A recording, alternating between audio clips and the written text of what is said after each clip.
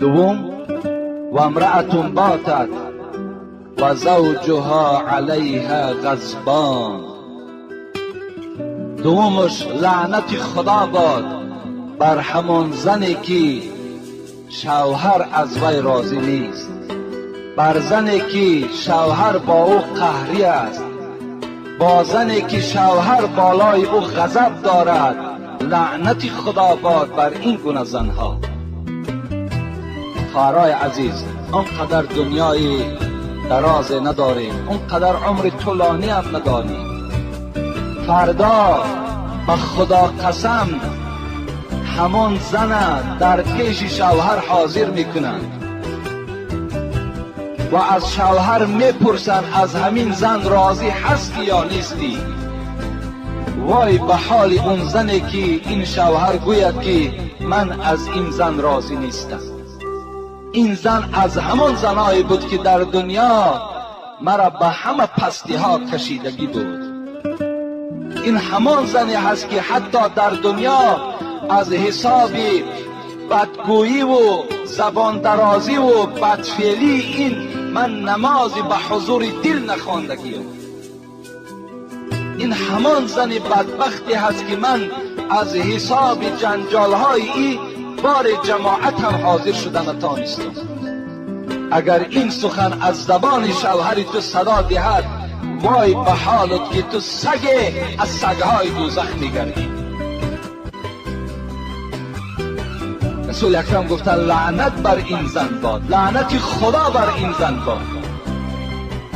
سوم کی هست؟ سوم طایفه بدبختی که در این گروه بدبختا داخل می شود، این کی هست؟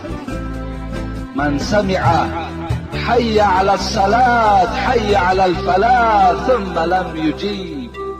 کسی که در محلش مسجد است، کسی که در نزدیکیش مسجد است، کسی که از بالای مسجد آواز اذان به خانش می رود، بازم این آواز اذان قبول ندارد، دعوت مؤذن قبول ندارد، این هم در لعنت خدا گرفتار است. امروز ما و شما بعضی ها من سبب میکنیم که مسجد کمی دور است.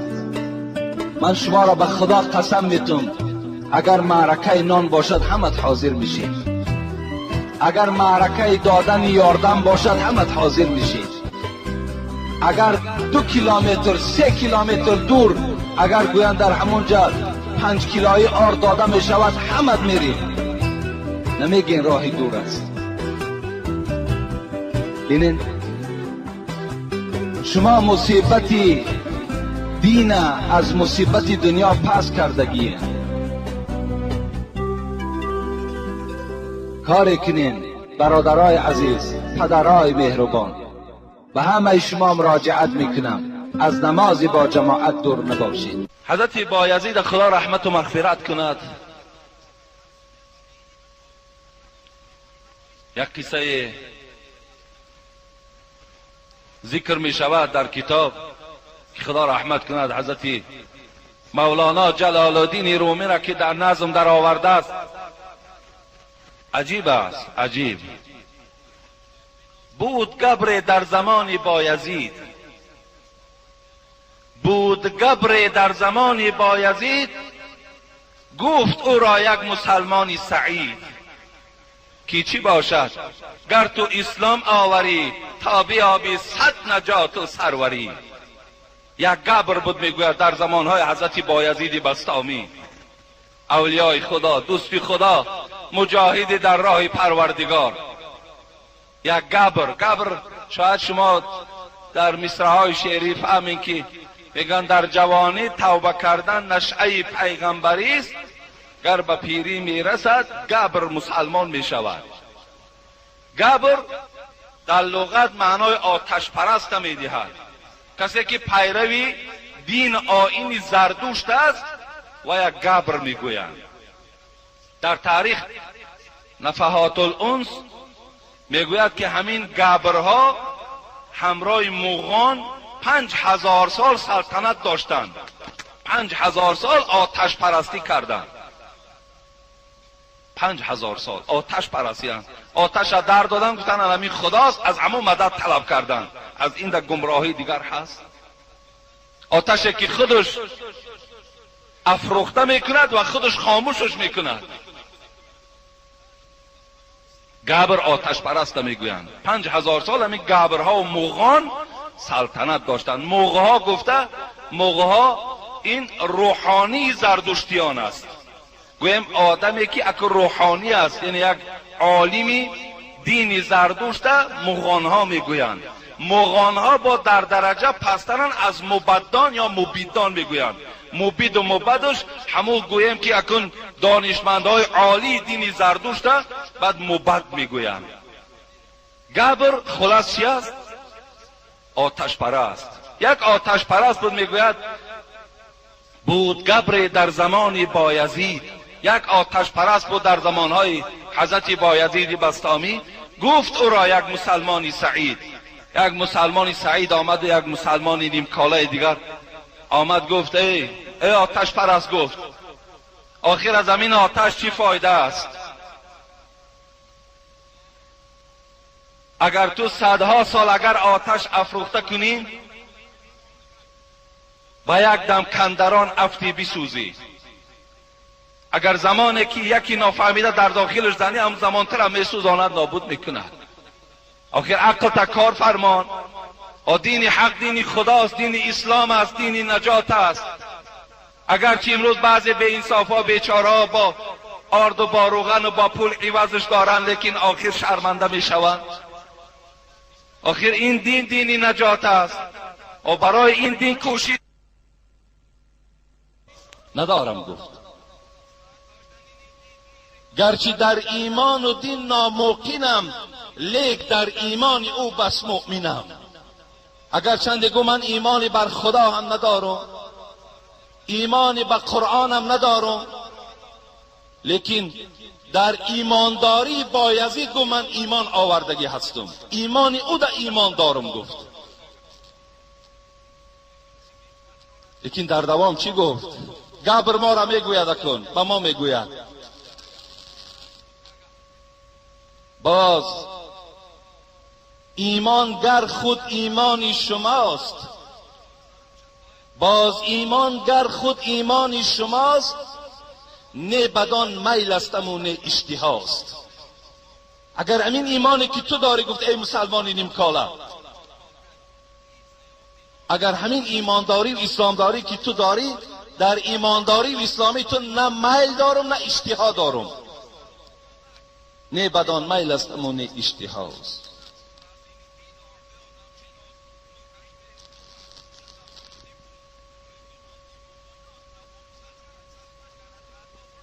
آن که صد میلش سوی ایمان بود، گبر گفت همون مسلمانه، آن که صد میلش سوی ایمان بود، چون تو را بیند آن باطل شود. اگر همین انسان گفت خواهد که اسلام قبول کند، همین مسلمانی تو را ببیند، گفت مسلمان نمی شود گفت. همین ایمانی تو را بیند، گفت وای ایمان نمی آرد گفت. برای چی؟ زان که نام بیند و معنا نی، زان که نام بیند و معنا نی، تا بیابان را مفازه گفتنی. خدا رحمت کنه حضرت مولوی را. میگوید زیرا که آخر در شما فقط همین نامش ماندگی است، عملش نیست دیگر، غیرتش نیست، ناموس اسلامی نیست گفت.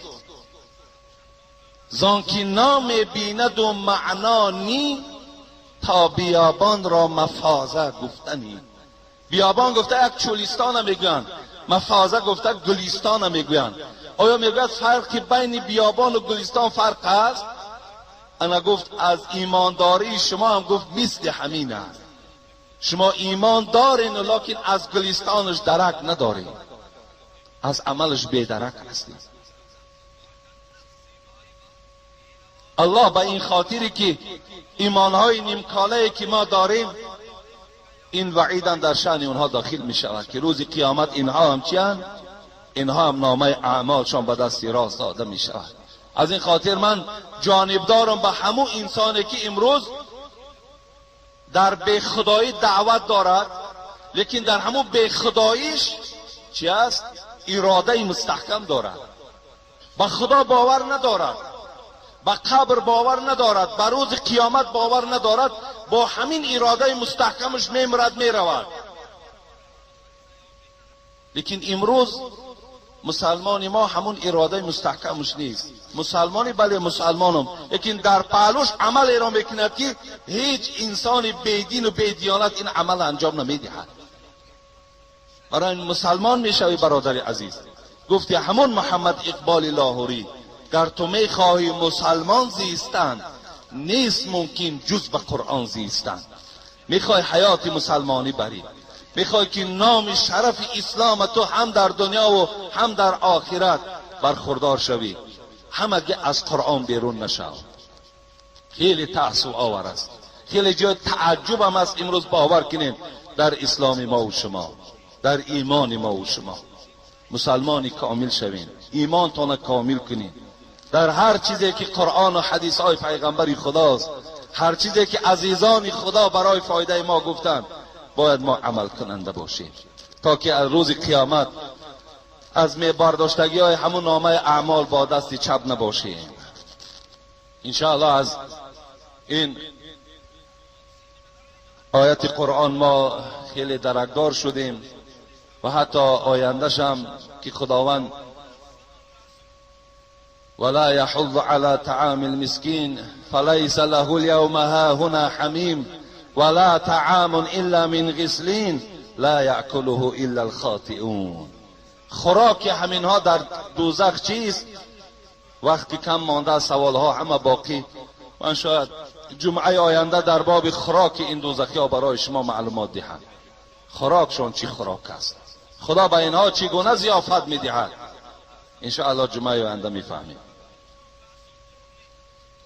سلام علیکم داملای بسیار محترم حاجی میرزا. من مادری هستم که فرزند جگربند من 3 ماه شد که بیمار است و خیلی هم طبابت ها هم کردیم، هر کی با طور خودش طبابت کرد، لکن من امید جان صحت او را از درگاه خداوند تعالی طلب دارم.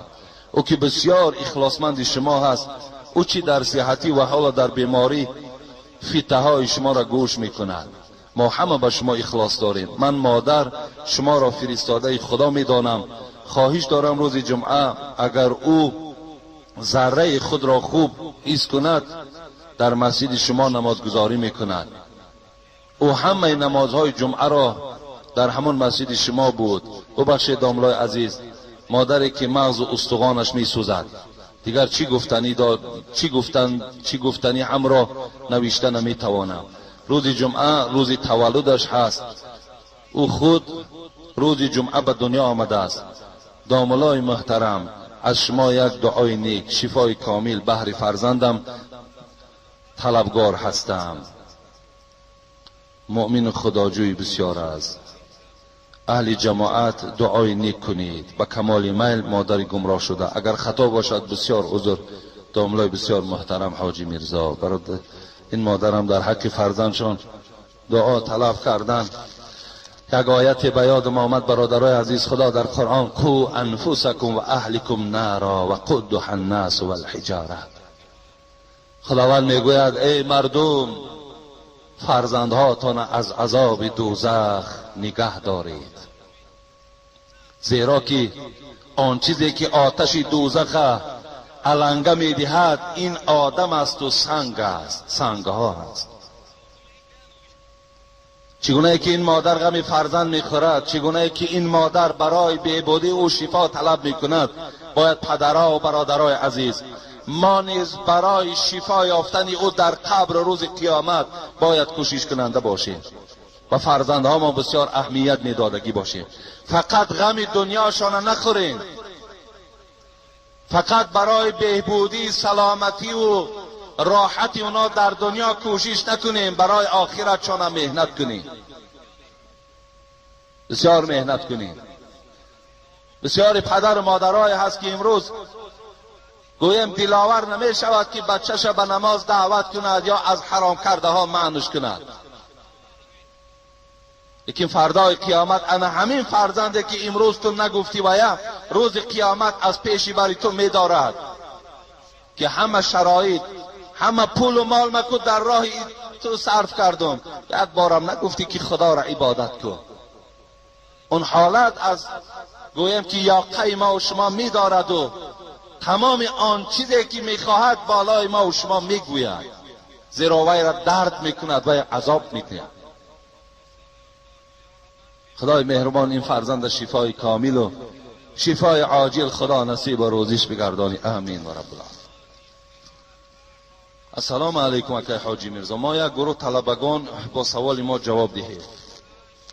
ما کتاب بیبلیا را میخوانیم برای علم دنیا را فهمیدن و یک گروه آدما پیدا شدن که میگویند که کسی این کتاب را میخواند کافر است. از نگاه اسلام ما حق هستیم یا آنها؟ برادر عزیز، امروز بیبلیا نیست. این بیبلیایی که در دست این نصرانی ها و دیگر کتاب هایی که امروز مشهورن، همه اینا تحریف کردن، دیگرگون کردن. آن کتاب اصلی که از جانب پروردگار و اینها نازل شده بود، همه اونا نابود کردن. اینا امروز بیبلیاها تحریف شدن، اینا را خواندگی آدم گمراه میکنند. اگر بیبلیا حقیقت می داشت، اگر بیبلیا را تحریف نمی کردن، دیگرگون نمی کردن، الله در سوره صف چی می گوید؟ و اذ قال عیسی ابن مریم یا بنی اسرائیل انی رسول الله الیکم مصدقا لما بین یدی من التورات و مبشرا بالرسول یأتی من بعد اسمه احمد فلما جاءهم بالبینات قالوا هذا سحر مبین. الله از زبان حضرت عیسی بیان دارد که در بنی اسرائیل چی گفت؟ مردم گفت آگاه باشید که پس از من پیغمبر می آید که نام او محمد است و او پیرو شوید. چرا این در بیبلیا نیست؟ و یا خط زدن و یا از بین گرفتن، تحریفش کردن، دیگرگون کردن. امروز مسلمان احتیاجی به بیبلیا نداریم دیگر. امروز ما بهترین کتاب راهنمای عالمیان این قرآن است. قرآن بخوان. وقتی حضرت عمر میگوید بیبلیا میخوان، بیبلیا را خواندن گرفت، رسول اکرم صلی الله علیه و سلم آمد نگاه کرد، گفت ای عمر چی میخوانی؟ گفت بیبلیا میخوانم. بیبلیایی که اون زمان تحریف نشده بود، بیبلیا میخوانم. گفت اگر تورات میخوان، تورات. گفت اگر همون برادر موسی زنده میشد، امروز این تورات جمع میکرد و رجوع به قرآن میکرد، قرآن میخوان. برای همین برادرای عزیز امروز ما باید قرآن خوانیم. اونقدر صرف، اون وقتی که در بیبلیا صرف میکنیم، قرآن ما نخوانیم، قرآن خوان شویم. انشاءالله این دم همون علم دنیایی که تو میگوی، همه علم دنیا در داخل قرآن ما وجود دارد. امروز اینقدر مردم با مردم کم بضاعت و مردم بیچاره فقیر و بعضیش ضعیف ایمان و با همین گوییم که پول و مال امروز نصرانیشان کرده ایستادن، باز ما کتابخوانی و دیگر لازم نیست، حاجت نیست به این. بعضی آدم ها پیدا شدن که میگویند آفتاب 4000 سال عمر دارد. آیا این درست است؟ التماس جواب. نه، دروغ هستین. شما چقدر طالب علم هستین آخه؟ دروغ هستین. 4000 سال عمر آفتاب کی میداند؟ آفتاب خودش از اول دنیا تا قریب 9000 سال گذشت. 9000 سال از دوره حضرت آدم تا این زمان ما و شما سپری شده است. 4000 که میداشت حالی دیگر این حالت در وجود نداشت. اینا دروغن. السلام علیکم اکای حاجی میرزا، از شما خواهش میکنم که با این سوال من جواب گوید. برادر من عرق می نوشید، نماز نمیخواند. شب کسیته های شما را گوش کرد و در خوابش قیامت را خواب دید که آفتاب از طرف قبله برآمده است و مردم بسیار در عذابند. میخواستم بگوید که معناش چیست؟ بعد این توبه کردن نماز را سر کرد. این معناش همین است که الحمدلله توبه کردن، نماز خواندن، انشاءالله از همون عذاب و رنجی که در قیامت است انشاءالله نجات یافتن، رستگار شدن. خوش به حالشان که خیلی بر وقت آمدن. خوش به حالشان که بر وقت همون استکان‌هایی که عرق می نوشن در زمین گذاشتن و با او اشاره کردن که لعنت بر تو که مرا تو بی‌شرف کردی. خوش به حالشان. اشاره بر او کردن که تو دشمن نسل انسان هستی. از پشت تو نه در پیش زن قدر دارم، نه در پیش فرزندم قدر دارم. از پشت تو شدن نه همین کیسه های من نه پولم میبیند نه مالم میبیند. از پشت تو شدن نه دسترخوانم بهترین نعمت ها را میبیند. لعنت بر تو. خدا را شکر که امروز من تو را ترک کردم و رجوع به سوی خدا کردم. خوش به حالش. السلام علیکم داملای عزیز. در حق پدرم حکیم جان، برادرانم حبیب الله، دلشاد جان دعای خیر کنید. خدای مهربان هر مرادی که در دل این بندگان هستند خدای با فضل و کرمت برآورده بگردانی. آمین و رب العالمین. السلام علیکم داملا میرزا. ما یک گروه مخلصان شما از ناحیه حمدانی خواهش میکنیم با سوال ما جواب گردانید. ملای محله ما میگوید که کرپچه و بالشتی که از صدقه از خانه مرده به مسجد میآید حرام است. اونا حرام نیستن.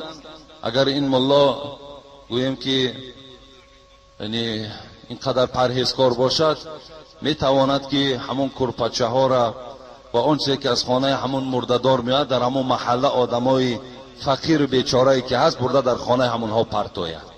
اینا که اولش حرام نیستند. دویمش که اگر بسیار این شیخ باشه و بسیار گویم مفتی کلام باشد برده در همون بیچاره و مثال مسکین هایی که هستند در خانه اونها پرتوید، ثوابش میرسد. السلام علیکم اکای حاجی میرزا. من مخلص شما از شهر پنجکند. از شما خواهش دارم سوال مرا جواب درست گویید. مادر من همراه همسر من جنجال داشت. من آمدم، یکی در قهر و غضب به من گفت اگر بالای این 3 زن دیگر نمیگیری از گناهت نمیگذرم. مادر خوب بود. خب یا راضی نیستم، من مبلغ ندارم که 3 زن گیرم، حال من چی میشده باشه؟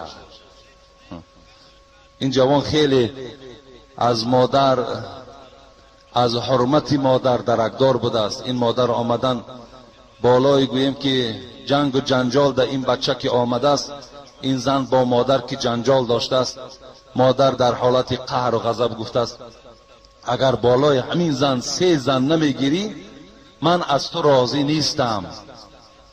یعنی این جوان میگوید که من مبلغ ندارم که 3 زن گیرم. چخیل میشیده باشد حالی من. در آخر در حق من دعا کنید که خدمتگار پدر و مادر باشم. خوش به حالتان. خب میگن که والدین راضی نباشد خدا راضی نیست. با احترام یک نفر مخلص اشدی شما از شهر پنجکی. در اصل رضاگی پروردگار در رضاگی پدر و مادر است. حبیب خدا 3 بار چی گفتن؟ رغم انفه رغم انفه رغم انفه. خار باد، ذلیل باد، شرمنده باد. کی ای حبیب خدا؟ من ادرک والدیه عند الكبر او احدهما ثم لم يدخل الجنه. حبیب خدا گفت کسی که در دنیا پدر و مادر دارد آنها را راضی نمی کند، شرمنده باد، خار باد، ذلیل باد. کسی که در دنیا پدر و مادر را خدمت نمی کند، کسی دعای پدر و مادر را نمی گیرد. بسیار از این گونه جوانای عزیز. همون بایزیده که این گبر در ایمان او قائل شده بود، میگوید وقتی مادرش دبیرستان برد، مکتب برد پیش استاد، بعدا میگوید حضرت بایزید آدم خداداد اولیاء الله، میگوید وقتی که استادش درس تفسیر میگذشت آمد به سوره لقمان، و سوره لقمان رسید که در سوره لقمان آیت در رسید که ووصينا الانسان بوالديه حملته امه وحنا على وهن وفصاله في عامين ان اشكر لي ولوالديك الي المصير. همین آیت از لقمان، حضرت لقمان، از آیتی گویم از سوره لقمان استاد بایزید تعلیم داد. گفت ای استاد چی معنا دارد این آیت؟ گفت الله میگوید سپارش میدهم شما را این که این مادرهایی که امروز در 60 و 70 رفتند، امروز قوت برداشتن دیگر نه آب دارن و نه خنکی و گرمی دارن، اینها را احترام کنید، اینها را خدمت کنید، زیرا که اینها در حالتی که شما را تولد کرده بودند بی نهایت عذاب کشیده بودند. الله همینه در سوره لقمان خبر داد و وصینا الانسان بوالدیه حملته امه وهنا علی وهن و فصاله فی عامین. 2 سال دیگر تو را شیر داد، خواب نکرد، عذاب کشید. در همون گهواره که گویم زیرش پخته های با دستش میکنجید ملایم در اوتره میخوابید و خودش در بالای همون پلسی قاق خواب میکرد. هر زمانی که از دهانی تو اگر یک آوازی میبرامد این مادر در حال از جاش میخیست، دیگر نمیگفت که این خواب برای من شیرین است. میخیست پیستان خودش در دهان تو میگذاشت، ذره طاقت نداشت که تو گرسنه و تشنه باشی، همیشه با تو بود. الله میگوید اینا را یاد کن ای بچه و این پدر و مادر تا احترام کن و الی المصیر. یقین دان که بازگشتت به سوی من است. از این پدر و مادر میپرسم ان اشکر لی ولی والدیک.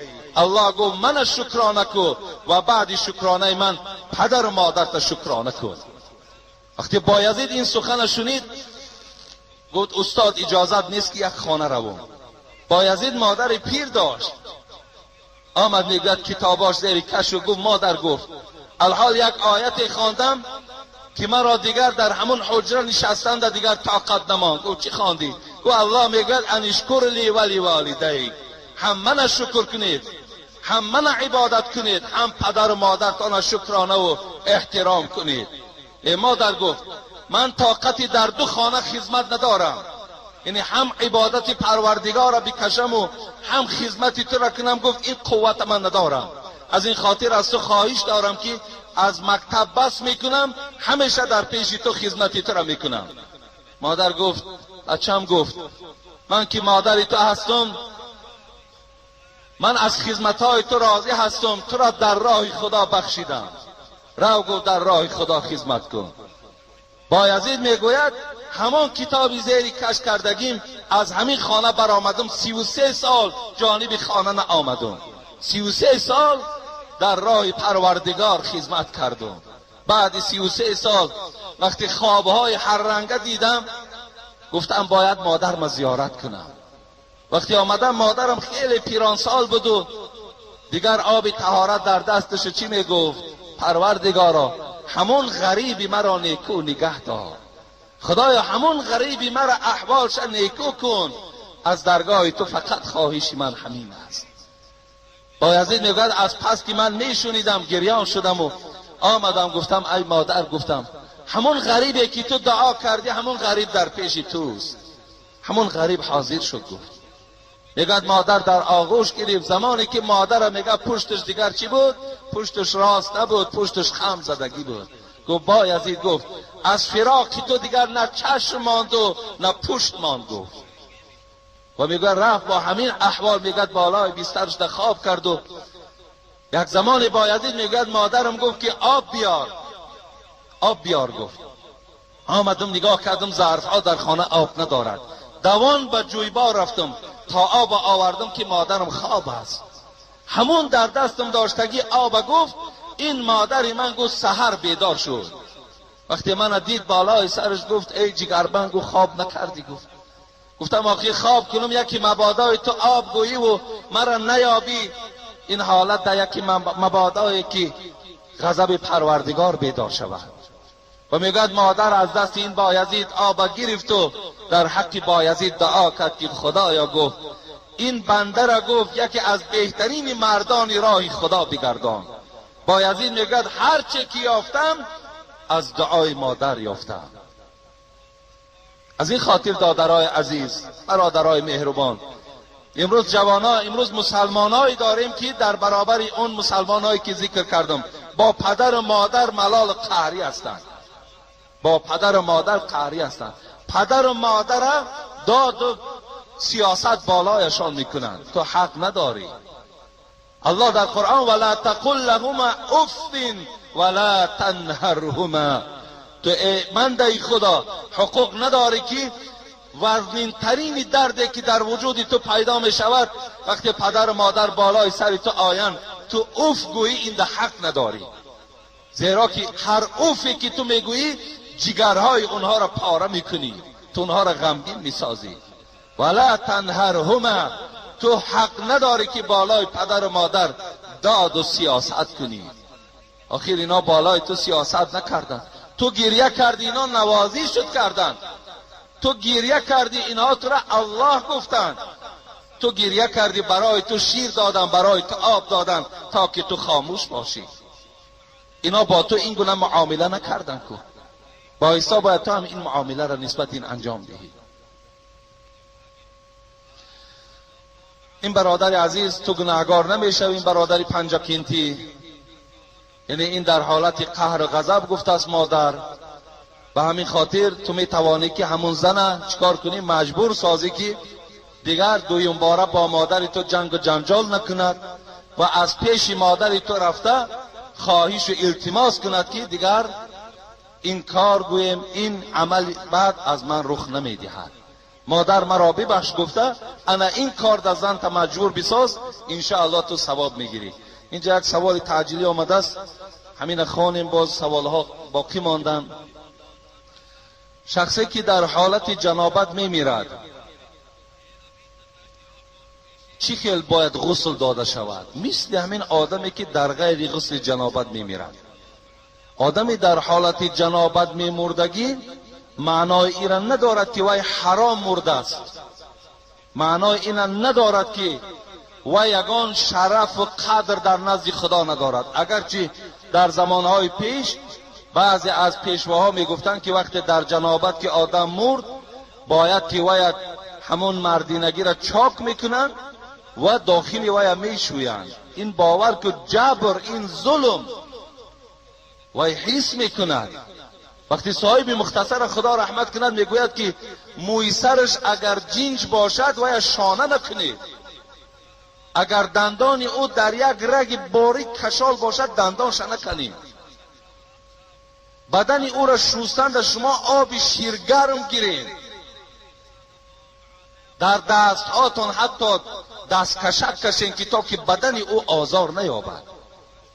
پس کجا وی پاره کرده و او را چاک کرده و کدام باور که دشمنی بود برای مسلمان ها ایجاد کرد و مثال خودش مرد رفت؟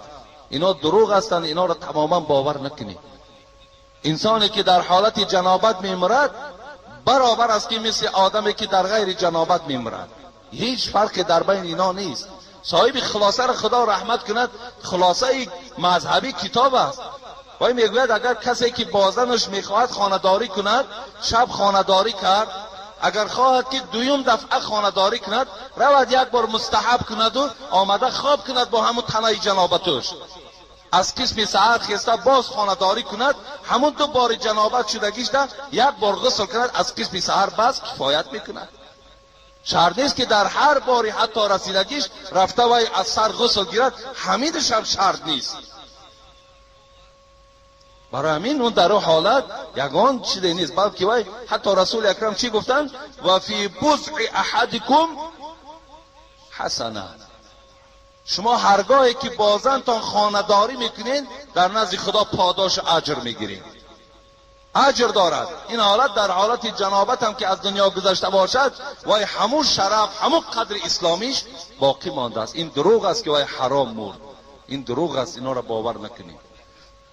اینجا یک سوال دیگه درباره حرام بودن گوشت خوک دلیل‌هایش را گفته گذارید. در 3 جای قرآن، چی سوره بقره و چی سوره اعراف و همین ها را نظر کن، در همون جا یکی یک باره پروردگار یکی خود مرده را، یعنی حیوانی که خودش میمرد حرام میمرد، یکی خونی مک، این حیوانی را که میزنیم همون خونی که از مکش میپرد یکی همون حرام گفته است، و دیگر خوک را هم خنزیر گفته یاد کرده است، حرام گفتگی هست. دلیلهاش این نص قرآنی قطعی است. یوسف قرضاوی میگوید که حکمت حرام بودن خوک این است که کسی گوشت خوک خورد وای دیوس میشود. دیوس میشود. چگونه که امروز مردم غرب ببینیم، رفیقش میاد از دست زنش میگیرد، میگه ممکن است با هم یک رقص کنیم، میگه ممکن است در اختیارت رقص میکنی، چیکار میکنی، کردن بگیر. این دیوسی است. گرفته با او رقص میکنن. یا زنش میخیزد میگوید که امشب من نمیآیم، کجا دهی پیش همون رفیقم دهیم، بعد پگه میآید، باز همون زندگیشون همون خرسندی. این دیوسی هست. یوسف قرضاوی میگوید که یک حکمت خوک خوردن حرام بودنش انامین است که مرد دیوس میکنه. و آخر دعوانا ان الحمد لله رب العالمین. من گفتم جمعه آینده در باب زکات صحبت داشته باشم، ثوابهای زکات، عذاب کسانی که زکات نمیدهند. لیکن از بس که این سوالها خیلی بسیار سوالهای مهم هم برادرای عزیز و انشاءالله جمعه های ما هم که یگانتش ضایع نمیشوند، همش گوییم که تحلیل آیت و احادیث های رسول اکرم است. انشاءالله از آمدگیتان هیچ زلال زیان در این جمعه ها شما نمیبینین، لیکن بازم این وای موضوع خیلی ضرورت داشت. انشاءالله خیلی این جمعه آینده در اطراف زکات صحبت میکنم. جمعه آینده را هم با سوال و جواب میبخشم. جان یک برادر از بازار یک مبلغ روان کردن برای همین آبادی مسجد.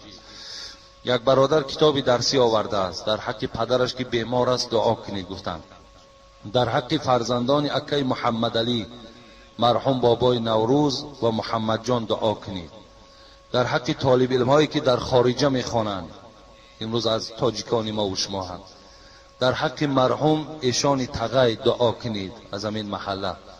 در حق آنهایی که در صندوق خیریه خیر احسان میکنند. در حق خادمان مسجد. خادمان مسجد اینجا برادرها خیلی زیادن که برای پیش از آمدن جمعه شما اینجاها را تازه میکنن، پیلاساز میکنن، میشکن، میروان. یعنی همه اینها فقط گویم در خدمت شما، هم از برای خداوند و هم از برای شما خدمت میکنن. در حق اونها هم در حق رحیم جان که برادرمان مسائل های ساختمانی ده هستند، خدمتی در همین مسجد میکنن، و برادر سایمراد هم که در بازار سوداگر است، وایم در حق ایشان هم دعا کنیم که وایم انشاءالله در خدمت ما، یعنی در خدمت مسجد ما هستند، مبلغ گذاری میکنن. و دیگر برادرانی که آینده ها خدمت میکنن انشاءالله یگانه فقط پیش روی ما را یک همون میکندگی بولدوزری که بود امروز یک آدم گرفته مشغول گردانیده است، کمتر کاری ما قفا مانده ایستاده است. یعنی گویم من همو هستیم، امروز میاد پگاه میاد نمیدونم، خیلی کارم قفا زد. لیکن انشاءالله همون زمانی آمد همینجا یک دو سه ساعت کاری دیگه کندن مانده است، همون میکند و بعد کاری ما انشاءالله شروع میشود. خدای مهربان همه این بندگانی که نامهای اونها خوانده شد و هر کدام به خودش آرزوی داشت، امید داشت، طلبات داشت، خدای با فضل و کرم خودت همه مراد و مقصودهاشون حاصل بگردانی. و خدای مهربان این مسجدی که تعمیر او را ما آغاز کردیم برای بهبودی هست، برای بندگان تو هست، برای تعلیم و تربیه. سلام دام الله حاجی میرزا، خواهش دارم همین جمعه جواب بگویید که این مکتوب را من به دست همسایه امان روان میکنم. دادرم به مسکو رفتنی شد، پول نیافت. پیش شوهر من آمد. شوهرم در اصل همان پولی طلب کرده او را نیافت، لیکن من از جاهلی او را مجبور کردم که برای دادر من پول بیاورد. شدیم جنگ، عاقبت مرا زد و گفت طلاقت کردم. باز قهرش پس نشد، گفت 3 طلاقت کردم. داملا پشیمانم از کارم، چیکار کنم؟ 3 کودک دارم. آیا روایت دارد یا روایت ندارد؟ یک خواهر اسلامی شما از شهر فولاد. یعنی این خواهر به خاطر دادرش که مبلغ لازم بود است که برای کار کردن رود و این دادر از شوهر طلب میکنه. شوهر در اصل میگه این خواهر پول نداشت، لیکن از جاهلی ما شدیم جنگ. عاقبت این مرد ما را طلاق داد، بازگشت و قهرش پس نشده بود 3 طلاقت کردم. 3 کودک دارم، چیکار کنم؟ من جمعه گذشته کمی هم که بود در اطراف احترام شوهر برای همه خواهر دخترها کمی بیان کردم. باز میگویم که حبیب خدا میگوید دادرای عزیز خیلی با دقت باشید، این سخنها را دانه به دانه گرفته به نزد زنهای خود، به نزد خواهرهای خود، به نزد کلینهای خود، به نزد همون گویم خواهرکایی که امروز شوهر دارند برای آنها رسانید که حق شوهر چیست. حبیب خدا می فرماید اعظم الناس حقا علی المرأة زوجها و اعظم الناس حقا علی الرجل امه. حبیب خدا می گوید ای طایفه زنها، ای زنهایی که امروز صاحب شوهر هستین، خطابه به سوی زنهای صاحب شوهر هست. ای زنهایی که شوهر دارین، فراموش نکنین که بزرگترین حق بالای شما حق شوهر است. از همه بزرگترین حق بالای تو حق شوهر است. حتی حق پدرت نیست، حق مادرت نیست، حق معلمت نیست، حق داملای محلت نیست، بلکه حق شوهر بالای تو میسته. از همه این حق ها دیده بالای تو اولین حق شوهر دارد. از این خاطر باید حق شوهر را پایمال نکنی. مادامی که حق شوهر را که پایمال کردی، خداوند این گونه غضب ها دارد. به خاطر یک گویم چند مبلغ یک حیات شیرینی که در بین شما چندین سال دوام داشت امروز کنده شد. به خاطر چی؟ به خاطری که تو حق شوهر را رعایت نکردی، تو با شوهر معامله خوب نکردی. من باوری دارم که بسیار عیبها امروز از جانب خواهرهای ماست، بسیارش. اگرچند در این بین جوانهای بد اخلاق هم وجود دارد، اگرچند در این بین مردهای گویم ظالم و مردهای نادرست فهم هم وجود دارد، لیکن اکثریت از جانب خواهر دخترها، اکثر عائله ها ویران می شود. این چنین همین خواهرم اگر من تفتیش کنم میایم باور کن به خلاصه ای که همین خیلی گویم که یک درد دل همون شوهر را بیدار کرده است که شوهر این آدم 2 بار روی هم طلاق داده است. خیلی در این جگان جنجال و خیلی گپ‌های نادرست از جانب این خواهر ما صدا دادگی هست. و این خاطر فراموش نکنین که باز میگویم که بزرگترین حق بالای هر یک دختری شوهردار حق شوهرش میستد. حتی اگر مادر یا پدر حقوق ندارد که زن به اجازت شوهر خانه خودشان برند، خانه‌ای که 18 سال تربیه کرده است یا 20 سال در همون خانه تربیه کرده است، به اجازت شوهر دستی او را گرفته خانه بردن نمیتواند. این از حکم شریعت. حضرت عبدالله ابن عمر خدا رحمت و مغفرتش کند، یکی از راویای خیلی زیادی حدیث پیغمبر است. 1630 حدیث حبیب خدا را عبدالله ابن عمر ابن الخطاب بچه حضرت عمر روایت کردگی است. و حضرت میگوید که حبیب خدا گفتند یا معشر النساء. ببین یک طایفه زنها، یک گروهی خیلی زنها زیاد بود، حبیب خدا به نزد این زنها رفت گفت یا معشر النساء، ای گروه زنها، تصدقنا و اکثرن من الاستغفار، ای جمعیت زنها بسیار صدقه کنید و بسیار استغفار به سوی پروردگار کنید. حبیب خدا به زنها گفت صدقه زیاد که گپ نزنید، صدقه زیاد کنید و استغفار به سوی پروردگار کنید. فإني رأيتكن اکثر اهل النار. حبیب خدا گفت زیرا که من در دوزخ اکثر اهل دوزخ دیدم از طایفه زنها بود. حبیب خدا در شب معراج میگوید اکثر اهل دوزخ من در دوزخ دیدم همه زنها بود. از این خاطر شما صدقه زیاد کنید و به سوی پروردگار زاره و تولای زیاد کنید. قالت امرأة منهن ما لنا اکثر اهل النار. در دوام حدیث حبیب خدا چی گفتن؟ میگه یک زن از بین این طایفه خیست و گفت ای حبیب خدا اکثر اهل دوزخ زنها بود؟ گفت بله اکثر اهل دوزخ زنها بود. برای چی اکثر اهل دوزخ زنهاست؟ از حبیب خدا پرسید. حبیب خدا چی گفت؟ تکثرن اللعنه و تکفرن العشیر. زیرا شما گفت ای خواهر دخترها دو عیب دارین، گفت لعنت بسیار میگوین و این شوهری که بهترین نعمت است حق این پایمال بکنید. به این خاطر شما اکثر اهل دوزخ تشکیل دهنده از همین خاطر است که لعنت زیاد میگوید، ولی بسیاری زنهای شوهردار به سوی فرزند خودش لعنتی میگوید یا پدر لعنت میگوید که پدر او شوهر این است، حق بزرگ دارد. بالای او چی میگوید؟ لعنت بر پدری تو. شما لعنت زیاد میگوید و تکفرن العشیر. حبیب خدا گو حق شوهرها را تو را پایمال بکنید. از این خاطر اکثر اهل دوزخ از طایفه زنها دیدم.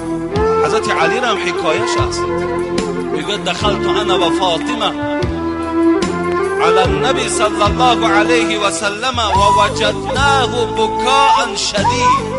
ببین یبکی بکاء شدید. حضرت علی میگوید بار با همراهی دختری حبیب خدا فاطمه.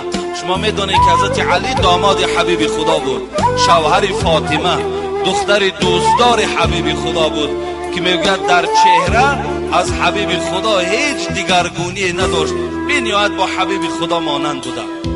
میگوید بار دست فاطمه را گرفتم و خانه خسوری خود پدر یعنی فاطمه حضرت رسول اکرم آمدم و وجدناه یبکی بکاء شدید. آمدم که مثل کودک گریه دارد، بسیار یک گریه سخت داشتند. فقلت یا رسول الله فداک امی و ابی. حضرت علی میگوید وقتی گریه حبیب خدا را دیدم خیلی ناراحت شدم، فکر کردم از دست یگان نصرانی باشد، از دست یگان یهودی، یگان رنجش در حبیب خدا پیدا شده باشد. گفتم ای حبیب خدا پدر و مادرم فدای تو بود، ما الذی ابکاک؟ چی شد که تو اینقدر گریه داری؟ حبیب خدا گشته و به جانب فاطمه و جانب علی چی گفتن؟ گفتن زمان همون شب معراج یادم آمد، شبی که حبیب خدا پیش خداوند رفته بود، سیر جنت و سیر دوزخ کرده بود. گفت همون زنهایی که در عذاب دیدم همونها پیش خاطرم آمد، دیگر هیچ طاقت ایستادن نکردم، برای زنهای امتم گریه میکنم. فاطمه وقتی که نام زنها را که شنید در حال از حبیب خدا پرسید ای پدر عزیز، گفت چگونه زنها دیدی و چگونه عذاب دیدی؟ خواهرای عزیز انشاءالله من باوری دارم این صدای من شاید به گوش اونها رود. این سخن حبیب خداست.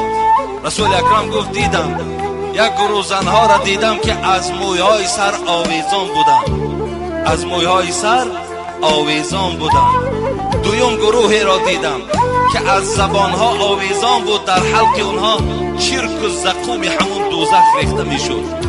سوم طایفه را دیدم که پایهایشان براستی سینه ها آمدگی و دستها در پس سر بستگی، مار و کژدم اونها را عذاب میداد. چهارم طایفه که دیدم فقط از سینه ها کشال بودن. پنجم طایفه دیدم سرها سری خوک بود، بدنها بدنی خر بود. لیکن هفتم طایفه که دیدم همگی زنها مثل سگ بودن. این حالت دیدم، عذاب اونها را دیدم.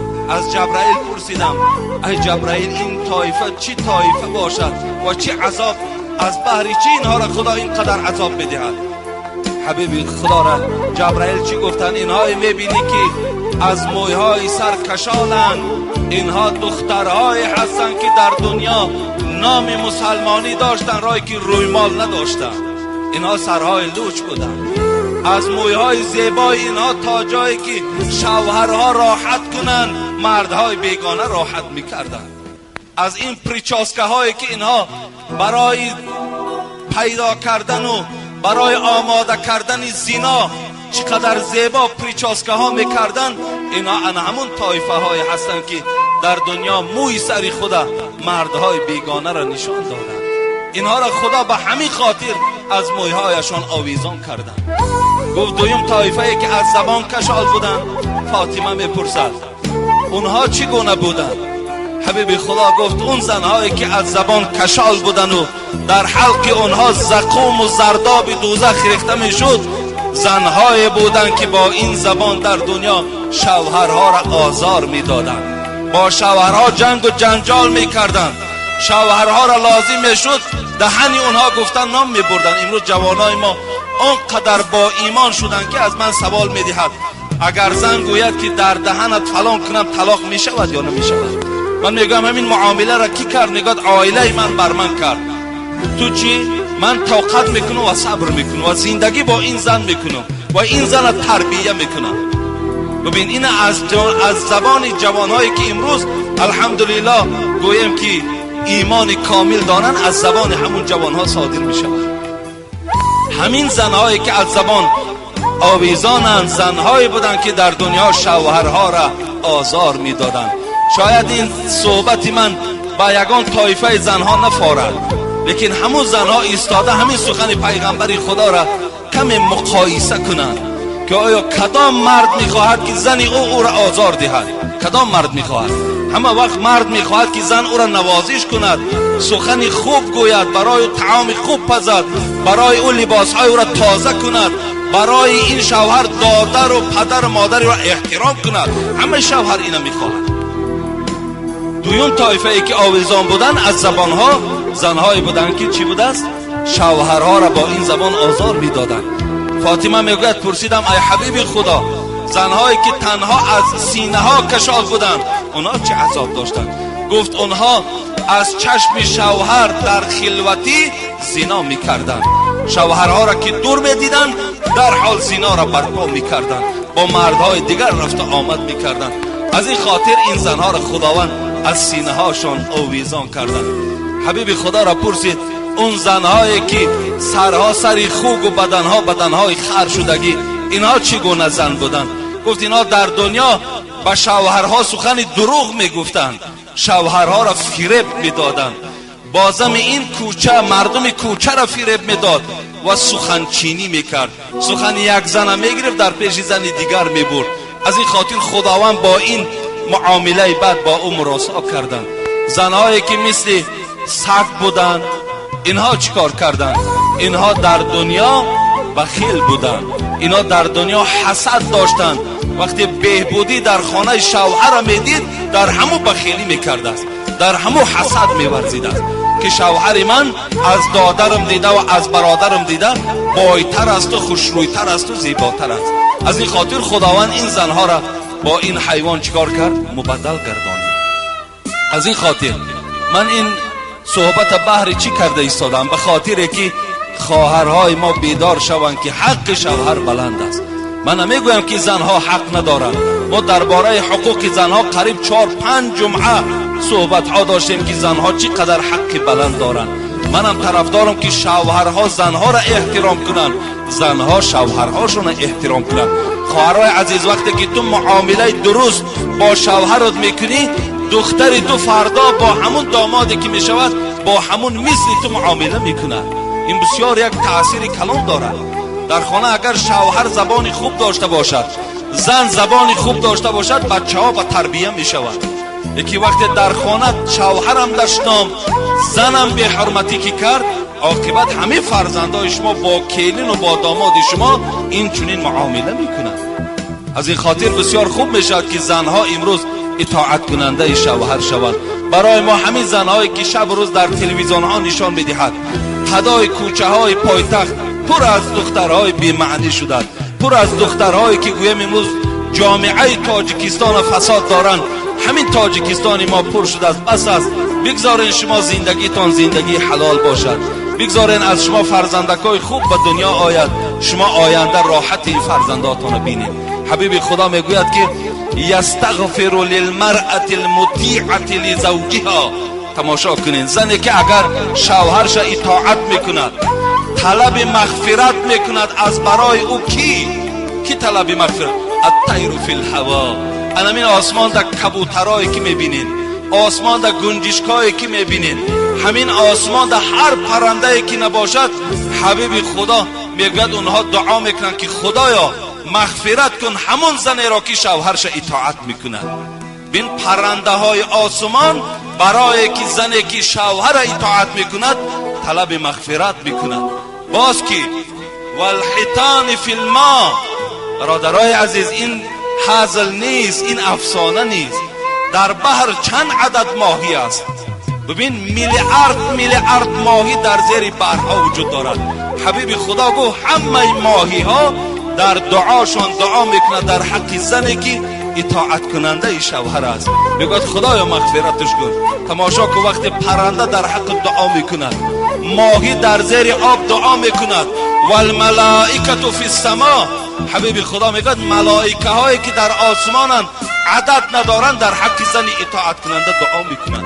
والقمر و شمس، آفتاب و ماهتاب در حق زن اطاعت کننده دعا میکند ما دامت فی رضای زوجها.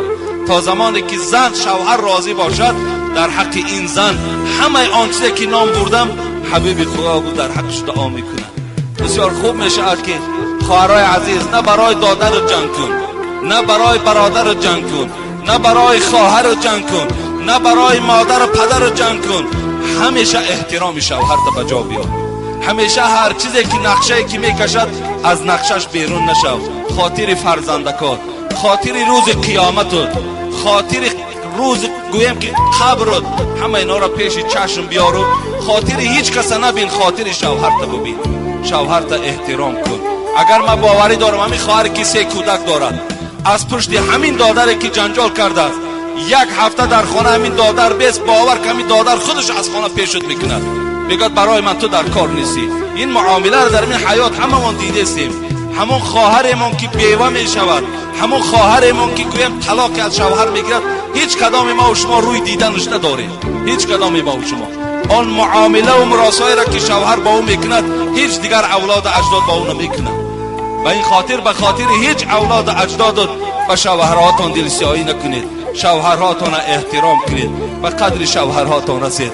یک زن آمد خدا رحمتش کند، همون زنها را کجاست شد همون زنها؟ برای چه همون زنها دیگر تولد نمی شود؟ برای که امروز همون زوادها ویران شده. زن به منزله زواد است.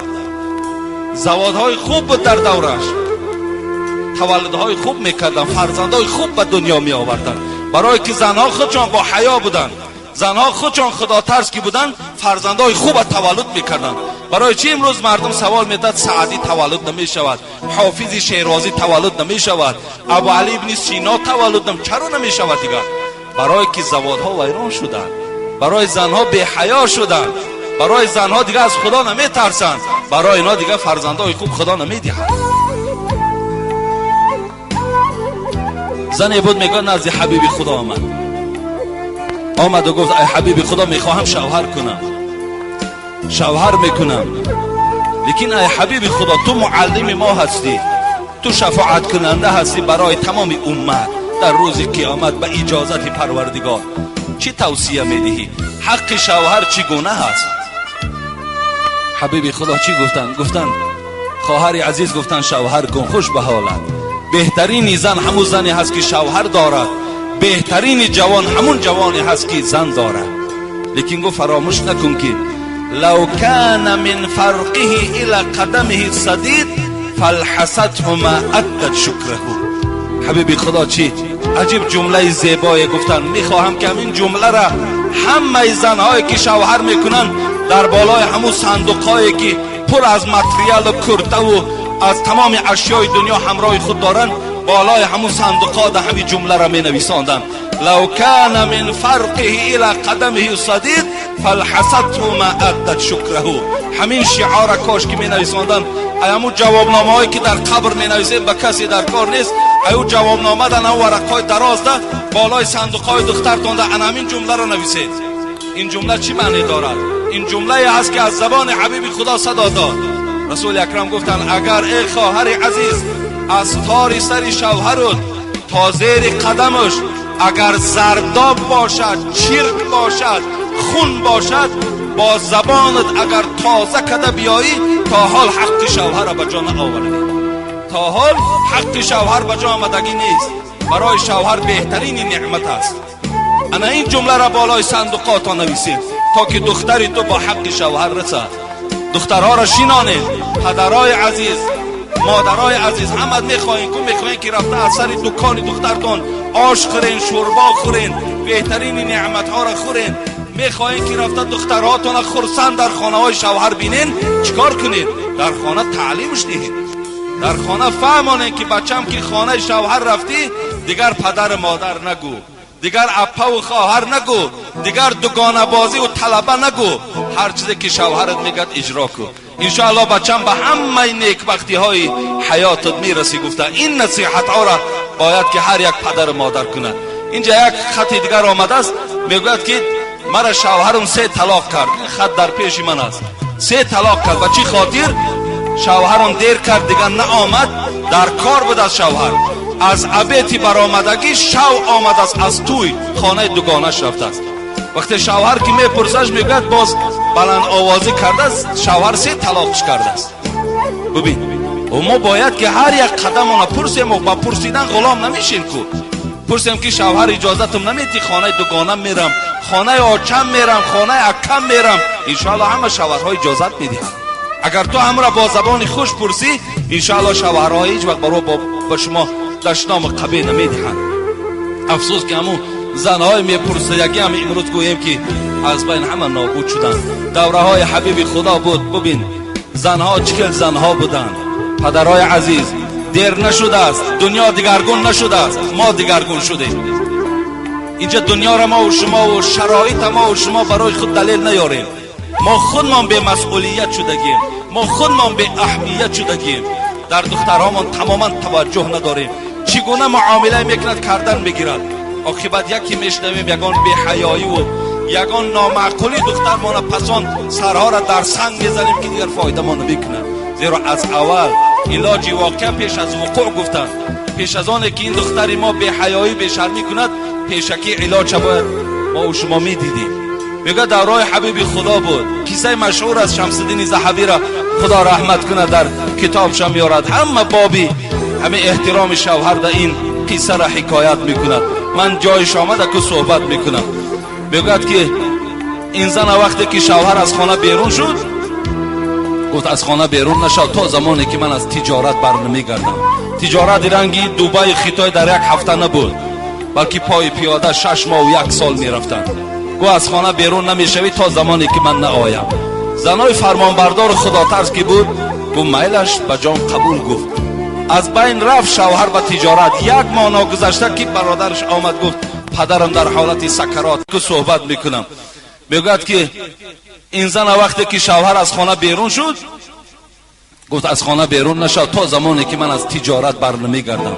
تجارت رنگی دوبای خیتای در 1 هفته نبود، بلکه پای پیاده 6 ماه و 1 سال میرفتند.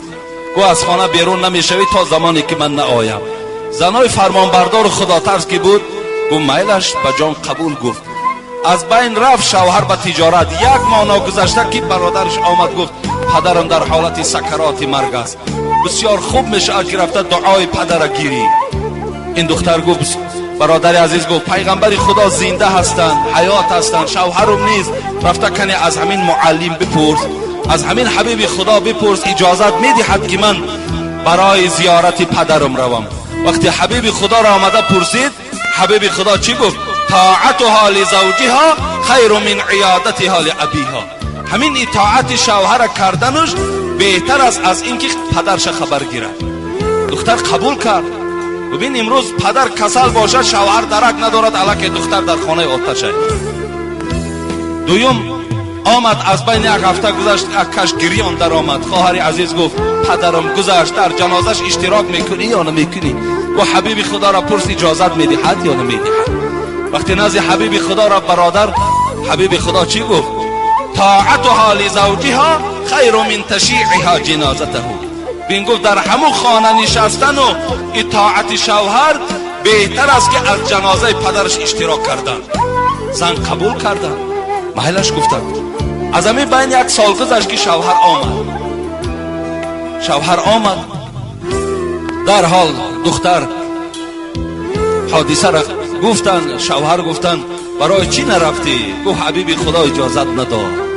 وقتی جوان دوان به پیش پیغمبر خدا رفت، حبیب خدا چی گفتن؟ ان الله قد غفر لابیها بطاعتها لزوجها. ای جوان عزیز، گفت خوش به حالت که آدم خدادار بوده، بسیار زن مسلمان داشته، بسیار زن خوب داشته، لیکن رو به همون دختر خبر بده که پدرش آدم گناهکار بوده است، پدرش آدمی گویم که خیلی سهو و غلطهای زیاد داشت، لیکن خداوند به خاطر احترام ان همین زن از برای شوهرش از گناه پدرش خداوند گذشت. ببین، از گناه پدر پروردگار گذشت. به خاطر چی؟ به خاطر که این زن شوهرش احترام میکنه. البته انشاءالله آن پدر و مادر گورش پرنور است زمانی که داماد از او راضی باشد، زمانی که شوهر دخترش از دخترش راضی باشد. شما وقتی همون خانه دخترتون میرین، وقتی مثال شوهری همون خسر و خوشتامن همون در پیش شما گوید که خدا شما را برکت دهد که بسیار دختری خوب برای ما دادی، چند قدر خرسند میشوید، چقدر دیگر. ببین، باور که شما قبط گوش میگیرید، لیکن وقتی گوید که یک دختری تنبل، یک دختری لادری، یک دختری چیرکین، یک دختری گپگردانی، مثال فلان گفتن گیرد، چند قدر وقتی تو ناراحت میشه برای تو پدر و مادری، تو غمگین میشه که دختری من این گناه، لیکن تو باید وقت داشت غمگین میشدی، تو در وقت داشت باید که این دختره نمیگذاشت که لادر باشد و تنبل باشد و چیرکین باشد. باید همه این طرف ها را تو اهمیت میدادی، بعد به این جوان میدادی. امروز تو رحمتنامه میگرفت. از مکتب رحمتنامه من میدادن که 5 گرفته، باور که 1 سال ای خرسندی را دیگر حد کنار نداشتیم. وقتی خسور و خشتامم گفت رحمت بر تو، چند قدر خرسند میشوی. برای همین رحمتنامه را گرفتن پدرای عزیز و برادرای مهربان کوشش کنید ان شاء الله همون رحمتنامه را شما میشنوید. و این خواهر عزیز من چی گفت؟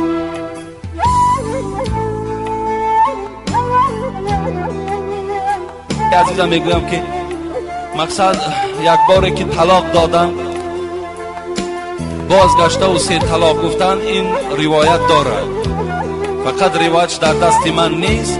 میتوانین که رفته در مفتیات مراجعت کنین، انشاءالله برای شما روایت میابند. لیکن گفتی همون تاجیکای ما و شما پشتانه به سر گیرید. در زندگی بسیار خطری گویم، خیلی چیزی نازک است، بسیار اهمیت دهید. انشاءالله همین احترام شوهر را کنین، شوهر خواهی نخواهی احترام شما را میکنن. دوست می‌دارم که در همه عائله احترام شوهر و احترام زن وجود داشته باشد. انشاءالله از بین اینها بعد چی میشود؟ فرزندای خوب به دنیا می آید. و الا اگر در بین شما این گونه جنگ و جنجال و طلاق کردن و نافهمی ها باشد، یقین است که از وجود شما فرزندای خوب به دنیا نمی آید. خواهر عزیز، انشاءالله عزیز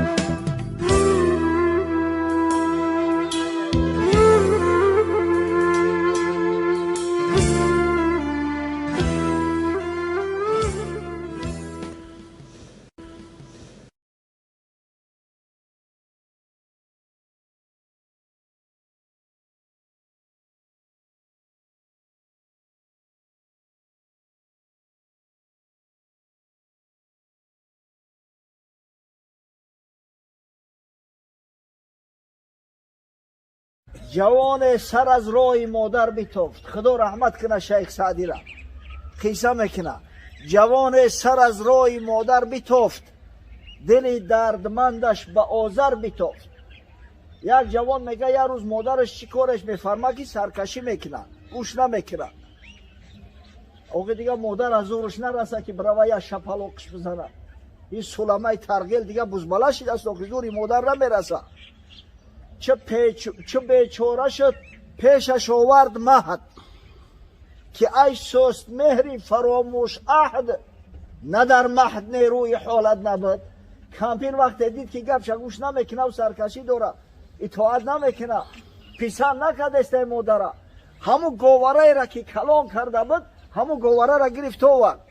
آخه این مادر نسبت فرزند هم که محبت داره که همون گواره که بچه‌ش کلون کرده اونو نمیپرتویم.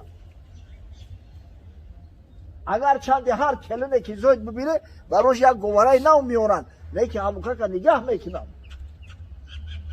نگاه همون گواره را در دستش گرفت آورد که ای سست مهری فراموش عهد، نه در مهد نیروی حالت نبود، مگس راندن از خود مجالت نبود. گفت پیرخر تو همون اینستی که در همین گواره خواب بودی، پشه را ای خودت راندن نمیتونستی، خودت توزه کردن نمیتونستی، احتیاج به من داشتی.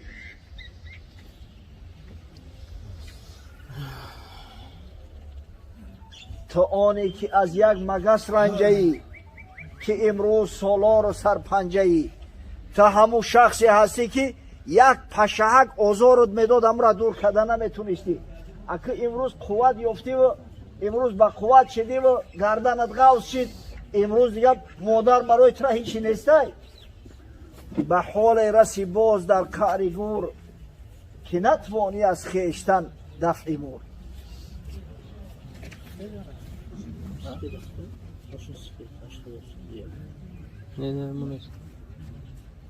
به حال رسی باز در کار گور که نتوانی از خویشتن دفع مور.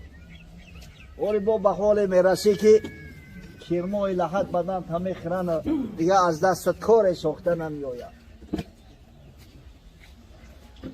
برای همین سعی کنه برادرای عزیز، این پدر و مادرها برای شما را به خدا قسم یا نعمت الهی هستند.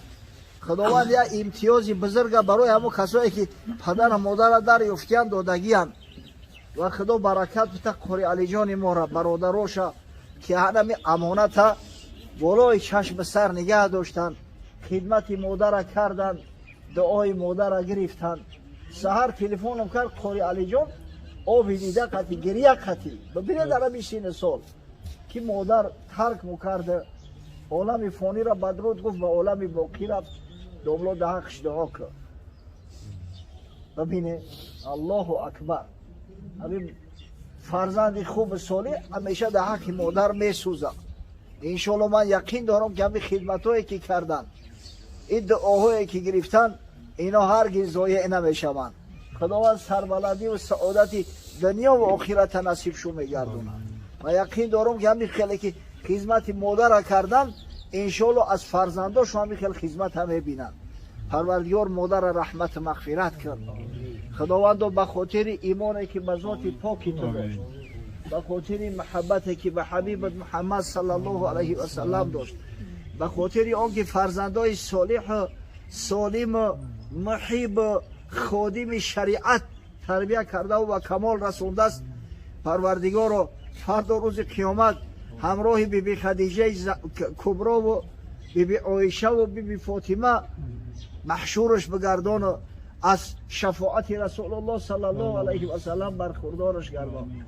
از دیدار به مثالت پروردگار رو در جنت نصیبش بگردان و با فرزنده و پیونده و قوم در این مصیبت یک صبر جمیل را ارزانی داد.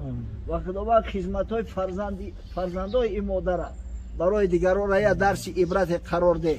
برای او کسایی را که پدر دارن یا مادر دارن یا خدا داد دستش که هر دشت در پیش هستند که تا جای میتونن خدمت مادر را کنن، خدمت پدر را کنن، دعای پدر و مادر را بگیرن. انشالله با دعای پدر و مادر تعالی انسان همراه پیغمبران محشور میگردونن. اللهم اغفر لها وارحمها واكرم نزلها ووسع مرقدها واغسلها بالماء والثلج والبرد ونقيها من الخطايا كما ينقى الثوب الابيض من الدنس وادخلها الجنه واعذها من عذاب القبر وعذاب النار. رب العالمين. قرشی ها جستجو میکنن و جایزه از برای پیدا کردنش هم در حال زنده بودن یا در حال مرده بودن معین کرده اند به عدد 100 شتر. گمان میکنم که همون شخص است. واقعا قرشی ها برای دستگیر کردن محمد صلی الله علیه و سلم یک جایزه بزرگ معین کرده بودند. 100 شتر از برای مرده و زندهش، حتی از برای خبر که در کجا موجود است 100 شتر جایزه وعده کرده بودند. سراقه ابن مالک هم همین طمع در دلش بود که من خودم پیداشو کنم برام 100 شتر مفت بگیرم. از این خاطر نخواست که در همین عمل کسی دیگر را شریک کند. او هم قبیلش گفت که تو غلط میگویی، این فلانی و فلانی ها هستند، ما همراه در یک معرکه بودیم، اینا خیستن عازم مدینه شدند، من خفا گشتم آمدم، تو خطا کرده ای. تا اینکه ها در دل مردم مبادا که همین طمع 100 شتر نافتاده، اینا هم از خفا حرکت نکنند. خودش یک ذره نشسته، بعدا آمد به خانه، دانست که اگر اسب سوار شوم مردم میفهمند. کنیزکش امر کرد که اسب بگیر، از محله خارج در پشت فلان تپه سنگی یک خرسنگی کلام بدست، همونجا منتظر من باش. خودش بعد چند نیزه را گرفت، در دست نیزه را چپنه قپید، نوگی نیزه را به زمین کشان دسته نیزه در دستش که اگر نبود و کسی بیند گمان کنه که عصا دارد. و خلوت پنهانی در نصف روزی وقتی که مردم همه در راحت استراحت هستند خارج شد.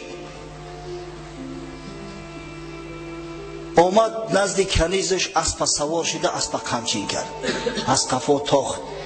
این بسیار شخصوار بود، شخصی نامدار است.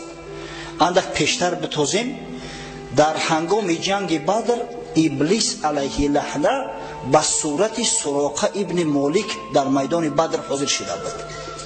زیرا سراقه پهلوان بود، آدم معروف بود. گفت من همراه شما هستم، تا آخران قطره خون قطعتان می جنگم.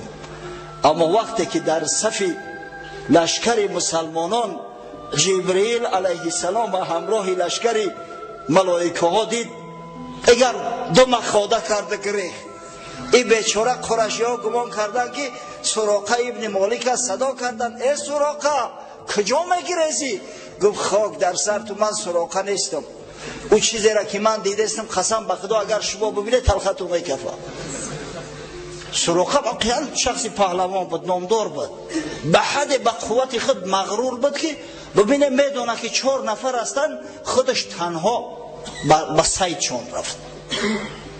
از دور وقت دید چون اسب قمچین کرد، اسب اومد نخست پای اسب غیجید.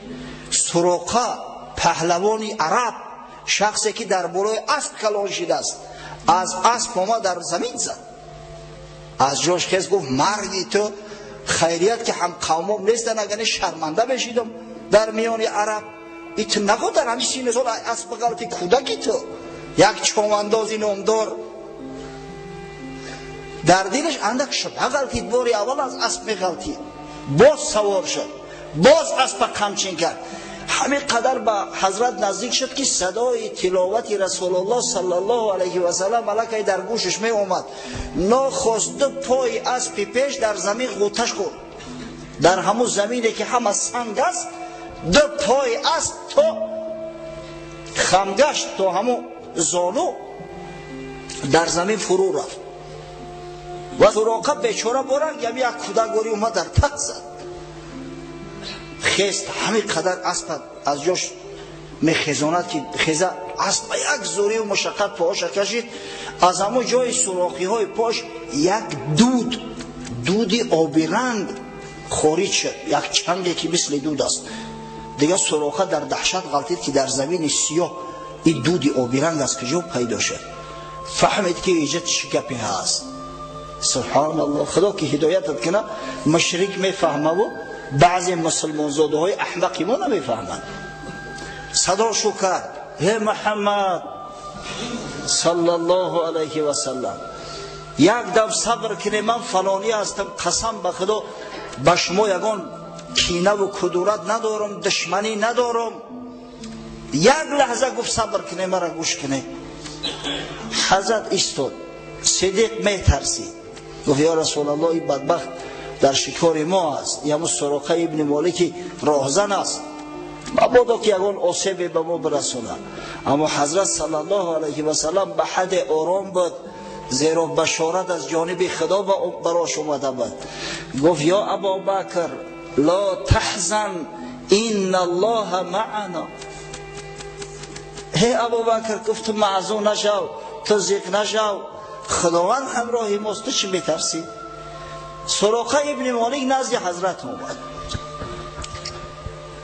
گفت من فلان شخص هستم، شما میدونید که قریش از برای دستگیر نمودن محمد صلی الله علیه و سلم 100 شتر وعده کرده است.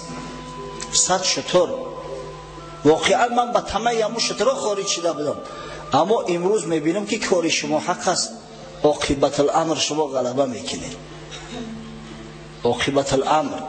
این من اومدم یک کم توشه دارم همراهم، همه را همراهتون بگیرید، توشه را. اما حضرت از او چیزی نسیتون، فقط گفت سیر ما را پنهان بدار.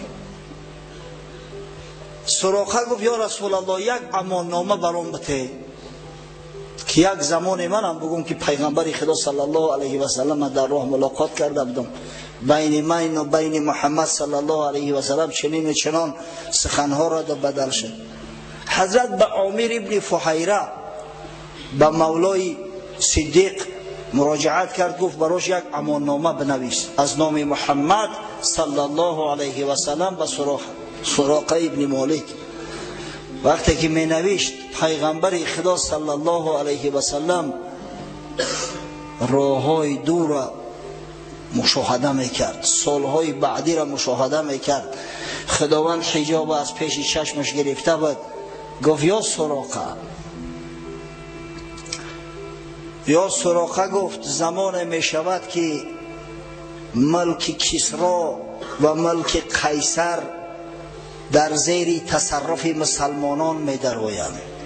زمان می شود که مسلمانان صاحب تخت تاج کسرا می شوند و سواری های کسرا، دستبندا و علنگوهای کسرا را در دستی تو میکنند و تاج کسرا را در سرت بگذارند. برای سراقه واقعا عجیب بینمود، همچنانه که برای تمام مردم مکه، برای مردم قریش عجیب بینمود که این پاچکنده ها چه خیلی آرزوی قصر کسرا و قیصر را میکرده باشند، در صورتی که هم یک تکنون را به زور میآورند، کسی در دنیا ای را نمیشناسند. این مردم مجهول چه خیلی آرزوی تخت کسرا را میکرده باشند. سراقه هم به خود اندیشه کرد که شاید افتاد زده باشه ای حضرت، تخت کسرا کجا و من کجا، دستپانه های طلایی و دستپانه های بریلانتی کسرا کجا و من کجا.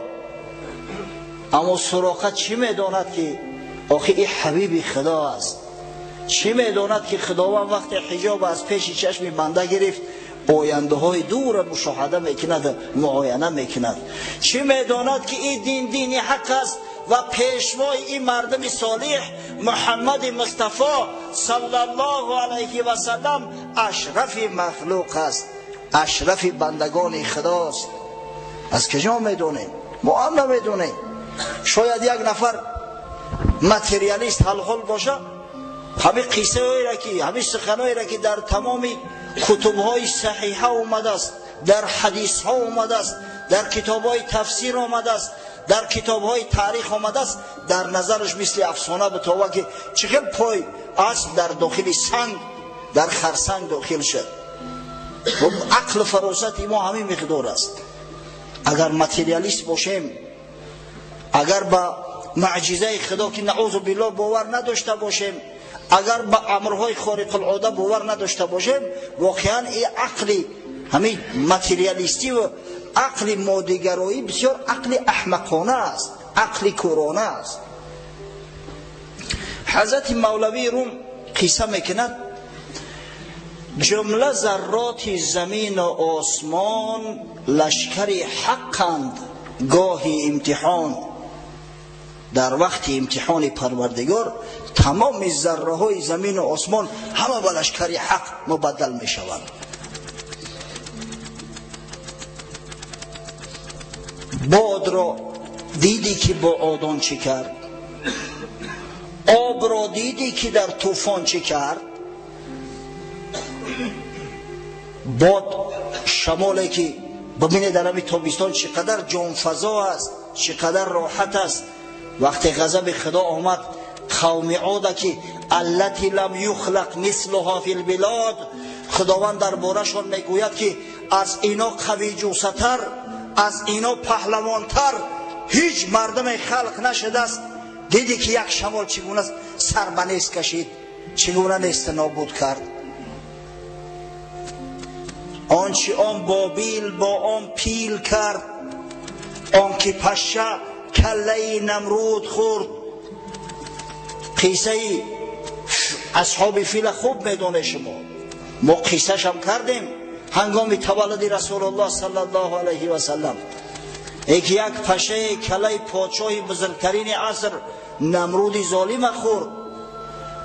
آن که سنگ انداخت داوود به دست، گشت 600 پاره و لشکر شکست.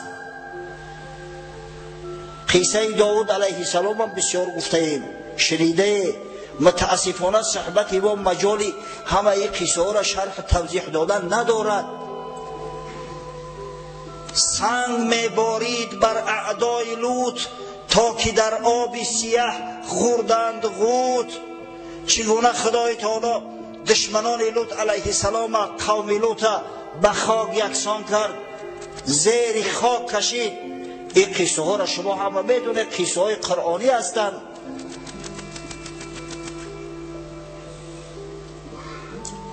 در همین حیات هم هر روز میبینی از برای خدا یک دولت بزرگی را که از روی استحصالات بعد امریکا در جای دیگه می ایستاد. ببینی حالا یک طوفان چیکارش کرد تا با این روز دیگه به خود ناآمدیان.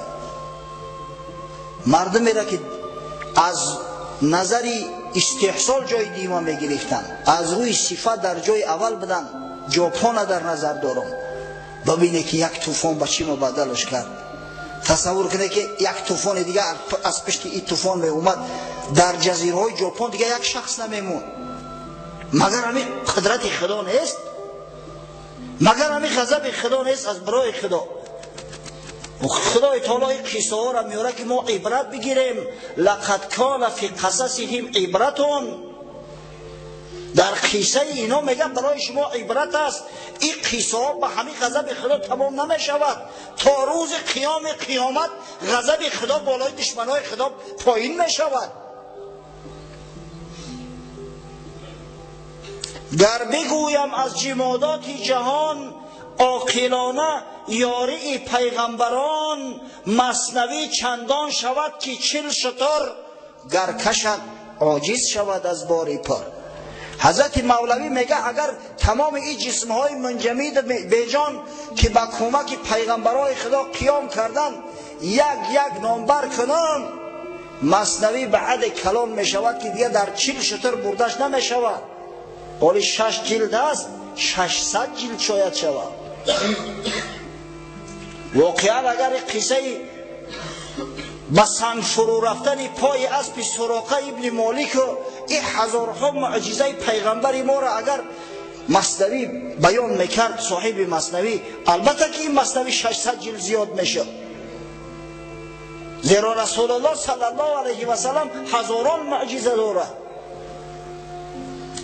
بعد حضرت نصیحت میکنه مولوی ما، ای نموده زید حق در فعل درس، در میان لشکری اویی بترس.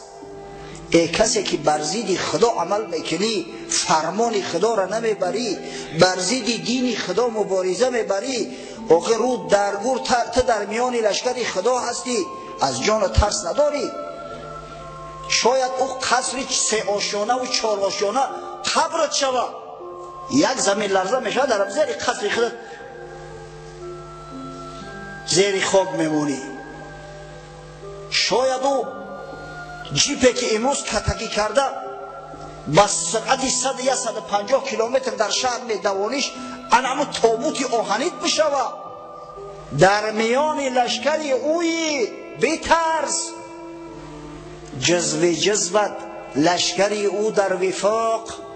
مرد را اکنون مطیعند از نفاق. تو خره نشو که دست در فرمان من است، سر در فرمان من است، پا در فرمان من است. همه ای لشکر پروردگار هستند. ولله جنود السماوات والارض، خدا راست تمام لشکرهای 7 آسمان و 7 زمین. گر بگوید چشم را کورا فشار، درد چشم از تو برآرد 100 دیمار. امر خدا شود همین چشم نازنین فرمان بده، این چشم دنیا را در پیش چشمت سیاه میکنه. گر با دندان گوید و بین ما و بال، پس ببینی تزی دندان گوشمال. یک دندان در درد میآید، دنیای روشن در چشم تاریک میشود، طعام شیرین در کامت زهر میگردد. و این تصور که به یگان دردی بد مبتلا شوی چیکار میکنی؟ باز کن طب را بخوان باب العلل، تا ببینی لشکری تن را عمل. ای پروفسور ماتریالیست ابلهی که محمد صلی الله علیه و سلم گرفتار بیماری اپیلپسی میگوی، رو در خاک تو عالم نیستی، قسم به خدا عالم نیستی. اینشتین میگفت نауکا بیز ریلیگی خرمید، علم بدین لنگ است، شل است، پای حرکت نداره، تو عالم نیستی بدبخت. باز کن طب را بخوان باب العلل، یک بار دیگه هم کتاب طب تورق بزن، خوشرو نگاه کن تا ببینی لشکری تن را عمل. دکترای دل در تعجب میمونن که همین دل ببینید در یک دقیقه 70 بار فشار میخورده است. 70 بار در یک دقیقه دست فشار بده، دست در کار میمونه. میگه در هنگام جراحی همه خوشرو رفته است، نخست خود به خود دل از حرکت میمونه. یا که شخصی که دلش حرکت مانده است، همه امید مردم قطع کردن که تمام که این مرد، نخست دل به حرکت میدروید. چون که جان هر جزو وی است، دشمنی با جان آسان کی است. اوقع همه بنده خدا هستند، تمام اعضای بدن تو لشکر خدا هستند، به فرمان خدا هستند. دشمنی با جان آسان کی است. او احمقی که بر ضد دین مبارزه میبرد، بر ضد محمد صلی الله علیه و سلم مبارزه میبرد، او با جسم خودش مبارزه برده است، با سایه خودش جنگیده است. او بدبخت از روی بی عقلی و بی فراستی.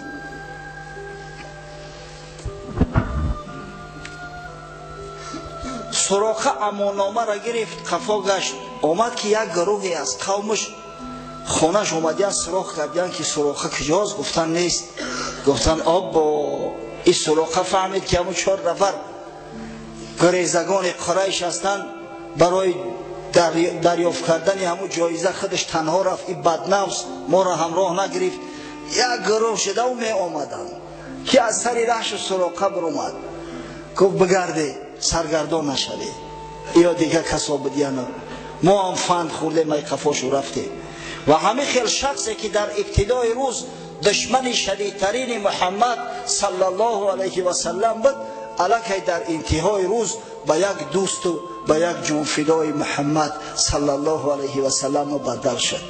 اندک پیشتر بتازیم، در زمان خلافت عمر فاروق رضی الله عنه، تیصفون به دست مسلمانان فتح شد. ما در موضوع حضرت عمر و کشورکشایی مسلمانان در زمان خلافت حضرت عمر 9 جمعه گپ زدگیم. انشاءالله قوم مسجد ما خوب میدونن که چی نوع تیصفون فتح شد و غنیمت جنگی زیاده به دست مسلمانان غلطید، از جمله تخت کسرا، تاج کسرا، لباس های کسرا، انم اولنگو دستپانه های کسرا و همه اینا را به نزد حضرت عمر که خلیفه مسلمانان بود فرستادند. حضرت از همین قصه با خبر بود، از سخنی که رسول الله صلی الله علیه و سلم به سراقه ابن مالی گفته بود در همون صحرای بی آب در وقت مسافرت با خبر بود. گفت سراقه را پیدا کرده، سراقه را آوردن. حضرت تاج کسرا را در سرش گذاشت و دستپانه های کسرا را در دست سراقه انداخت. گفت یا سراقه، یا داره که محمد صلی الله علیه و سلم، محمد که به شکارش بر اومده بودی در فلان تاریخ فلان سال برای چی گفت؟ سراقه و تمام صحابه پیغمبر صلی الله علیه و سلم همه به گریه افتادند. چه شخصای بزرگی بودند؟ کسایی که از جمال محمد صلی الله علیه و سلم چشمای خودشون را سیراب کردند، از صحبت رسول الله صلی الله علیه و سلم استفاده و نوش جان کردند.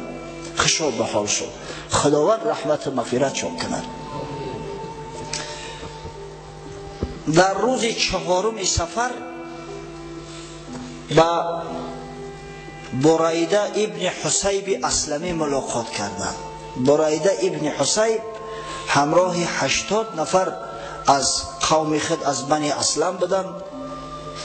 حتی در بعضی کتاب ها از جمله در کتاب رحمت للعالمین منصور پوری اومده است که بریده هم به خاطر همون 100 شتر به جستجوی رسول الله صلی الله علیه و سلم خارج شده بود. لب بحر همون راه بین مکه و مدینه را جستجو میکرد و میپالید که مبادا دستگیر شود. می آمدن ایو 80 نفر هستند، 80 نفر سواره، همه با اسلحه. واقعا حضرت ابوبکر صدیق در دهشت افتاد که مبادا دشمنان باشند. وقتی نزدیک شدن رسول الله صلی الله علیه و سلم با دوستش ابوبکر گفت که بپرس که اینا از کدام قبیله هستند. سوالش کرد ابوبکر صدیق، از بریده سوال کرد که تو از کدام قبیله هستی؟ گفت از بنی اسلم. پیغمبر خدا صلی الله علیه و سلم همه را به فعل نیک میگرفت. گفت انشالله به سلامت رستیم. اسلم از ابو ریشه سلامت سلام است، به سلامت رستیم. گفت یا ابوبکر اندوهگی نشو، از اینا به ما زیان نمیرسد. بعد پرسیدش که بپرس از بریده که از کدام عشیره بنی اسلم است، قبیله اسلم کلان است، از کدام عشیرش است؟ سوال کردن. گفت از بنی سهم.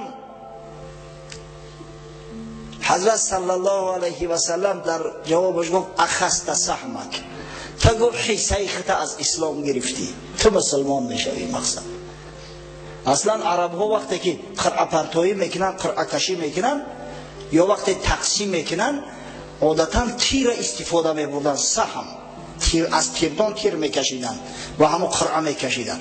یعنی تو گفت تو سهم خط گرفتی، تو حصه خط از اسلام انشاءالله گرفتی.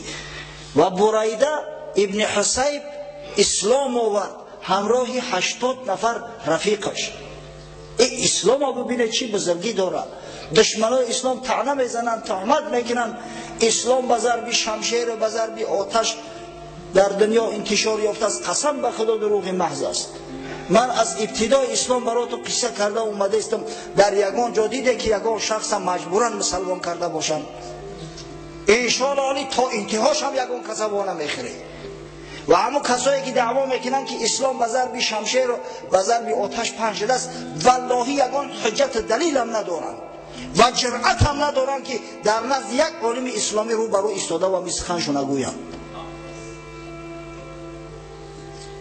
این اسلام دینی مجبوری نیست، این اسلام دینی زنده گرداننده است. دلهای بیمار شفا میبخشد، قلبهای مرده را از نو زنده میکند. اسلام جامعه را زنده کرد.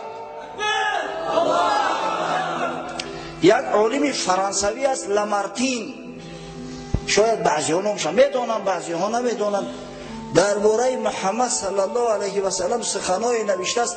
قسم به خدا خوندم آب شدم. سبحان الله. یک نفر نصرانی درباره رسول الله صلی الله علیه و سلم این فکر عقیده را داره و یک نفر به نام ابله مسلمان پیغمبر خدا صلی الله علیه و سلم گرفتار بیماری اپیلپسی میدونست است. لامارتین میگوید او بار گران و وزنین که تمام بشریت طاقت برداشتن او را نداشتن، از میان در تاریخ بشر یگانه شخصی که او بار برداشت گرفت محمد صلی الله علیه و سلم بود. و این شخص همون دیوار مانعه را که بین بنده و بین خدا بود از خرافات و از رسم و رسومات بیگانه و حرام و بدعتی همه را برکن، تا اینکه بنده به واسطه خدای خود عبادت کند، به یگان وسیله خدای خود عبادت کند، دعا و درود به واسطه به سوی پروردگار مواجه گرداند. این گفت کاری اندک نیست. والله تمامی بنی بشر توان برداشتی باره نداشتند، اما محمد صلی الله علیه و سلم با وجود آن که افزارش امکاناتش خیلی کم بود همین باری گران به دوش گرفت. پس امروز ما باید میگه حمد ستایش محمد صلی الله علیه و سلم بکنیم که بنی بشر نجات داد از بت پرستی، از آتش پرستی، از سگ پرستی، از خر پرستی و امثال این.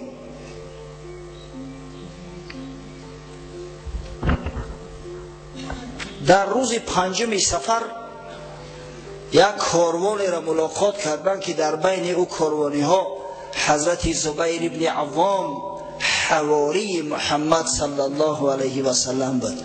زبیر ابن عوام پسر عمه رسول الله صلی الله علیه و سلم است و زبیر از سفر تجارتی از شام می آمد که ناخواست رسول الله صلی الله علیه و سلم در بین راه ملاقات کرد.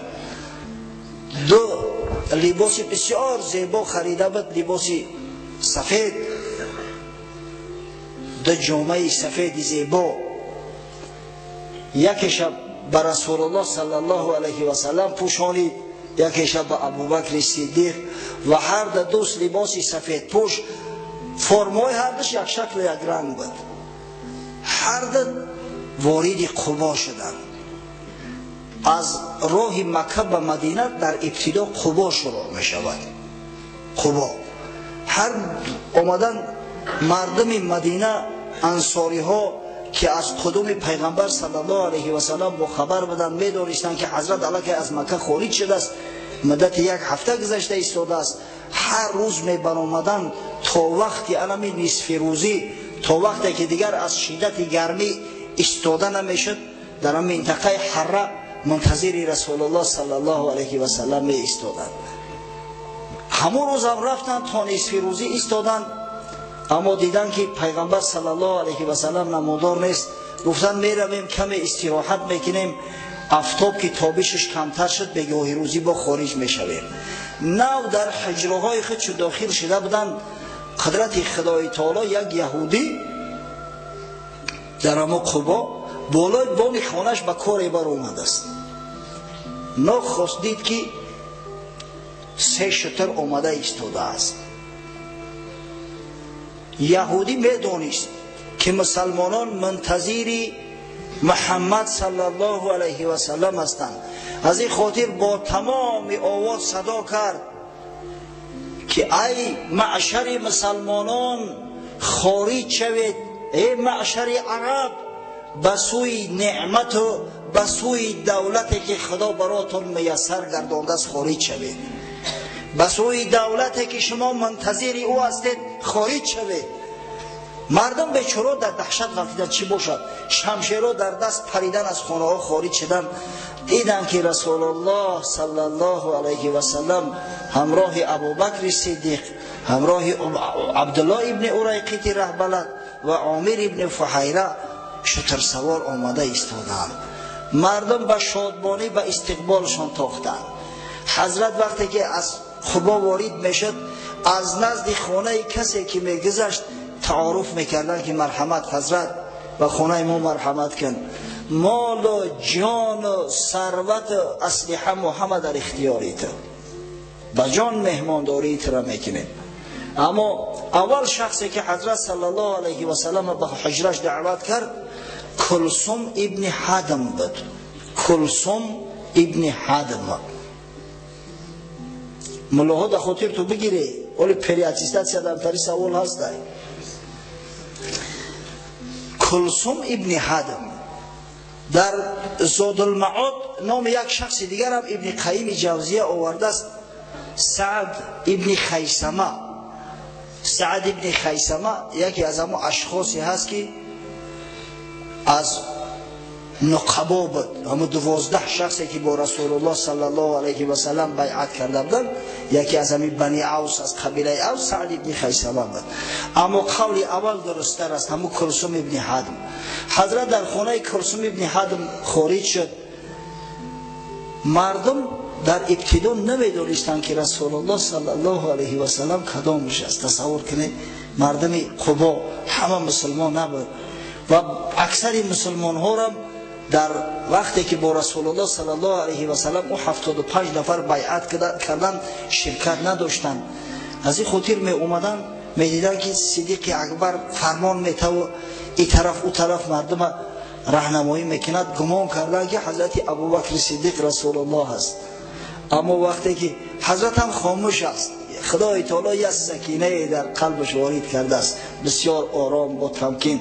وقتی آفتاب بالای حضرت تافت، ابوبکر صدیق آمد با بدنش بالای سر رسول الله صلی الله علیه و سلم خود را سایبان گردانید. بعد مردم فهمیدن که محمد صلی الله علیه و سلم کدامش بوده است. قصه کوتاه در خانه کلثوم ابن حدم مدتی در بعضی تاریخ ها اومده است 4 روز. ورود چون به قبا روز دوشنبه 8 ربیع الاول بود، موافق به 23 سپتامبر سال 622. 23 سپتامبر سال 622 حضرت رسول الله صلی الله علیه و سلم داخل قبا شد. ابن اسحاق و ابن هشام میگویند 4 روز در خانه کلثوم ابن حدم رسول الله صلی الله علیه و سلم اقامت ورزید. دوشنبه، سه شنبه، چهارشنبه و پنجشنبه در روز جمعه حضرت به سوی مدینه رهسپار شد. شاید برای حاجیان تعجب آور باشد که آخه قبا در مدینه هست. چخیل مدینه؟ در او زمان ها مدینه منوره تا این حد کلان نبود، خرد بود و این قبا از مدینه خارج بود. این یک محله بود در حوالی مدینه، خالی خودی مدینه نبود. و رسول الله صلی الله علیه و سلم در راه در ابتدا در همین قبا یک چند مدت سکونت کرد. اما امام بخاری در صحیحش یک روایت آورده است که 24 روز رسول الله صلی الله علیه و سلم در خانه کلثوم ابن حدم مهمان بود. در یک روایت دیگر اومده است که زیاده از 10 روز و در یک روایت دیگر اومده است 14 روز. همه روایت 4 روزش آسان‌تر است و همه روایت 4 روزه علمای محقق معرخ بعدینه هم اختیار کردند، از جمله شیخ مبارک فوری در الرحیق المختوم. از همه خاطر همه عدد 4 را بگیریم، همه حساب کرده و ورده استیم، بسیار آسانه کسی یافتنش. او کسایی که میگن مدت زیادتر زندگی کرده است، از جمله ابن قیم جوزیه میگه 14 روز زندگی کرده است. اونا ادعا میکنن که در قبا رسول الله صلی الله علیه و سلم مسجد اولی که در اسلام ساخته شده از پایه‌گذاری کرد. همین مسجد قبا اولین مسجد است که در اسلام ساخته شده است، قبل از اسلام نه، در زمان اسلام. چخیل میگن در مدت 4 روز مسجد ساخته شد. اما او کسایی که غیرت و شجاعت مسلمانان را، جان سپردگی و سرسپردگی مسلمانان را میدونند، البته میگن که در مدت 4 روز ساختمان مسجد در او عصر زمان مشکل نبود. او زمان این مشکلی های ما نبود که نقشه بکشی و ای تمام اینستانسی ها بگذاری و همه که میخواستن مسجد کنن در حال میساختنش و برای ساختمانش هم تمام مصالح همون طبیعی را استفاده میبردن. این بام های زمانوی امروزه نبود، این دولین خاک بالا بزنن، همه بالاش با خیمچه ها محکم میکردن عادتا. از همین خاطر در 4 روز ساختن مسجد چه مشکلی دارد؟ خاصتا وقتی حشر اعلام شود. هفته گذشته ما حشر اعلام کرده بودیم. افسوس که همون روی خطی را که رئیس بعلا بابای حاجی خالمراد آورد در دستم داد، فراموش کردم نگرفتم. عددی شخصایی که خرد و بزرگ در همه حشر اشتراک کردیم به 37 نفر میرسند. از محله قزاقان 112 101 زرافشان، حتی از محله طرف 65 64 از همجا را اومدند. در یک مسجد جامعه که الحمدلله زیاده از 5000 شاید 6000 نمازخوان جمع می شود در روز جمعه، حشر اعلان کردیم، همگی همین قدر آدم اومده است. سبحان الله.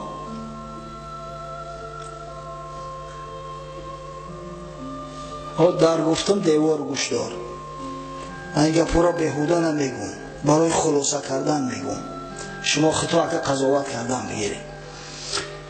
و روز جمعه حضرت صلی الله علیه و سلم به بنی نجار به خزرجی ها که تقایای آن حضرت هستند، قصه شو را من گفته بودم شما میدونید، آدم فرستاد که من داخل مدینه میخواهم شوم.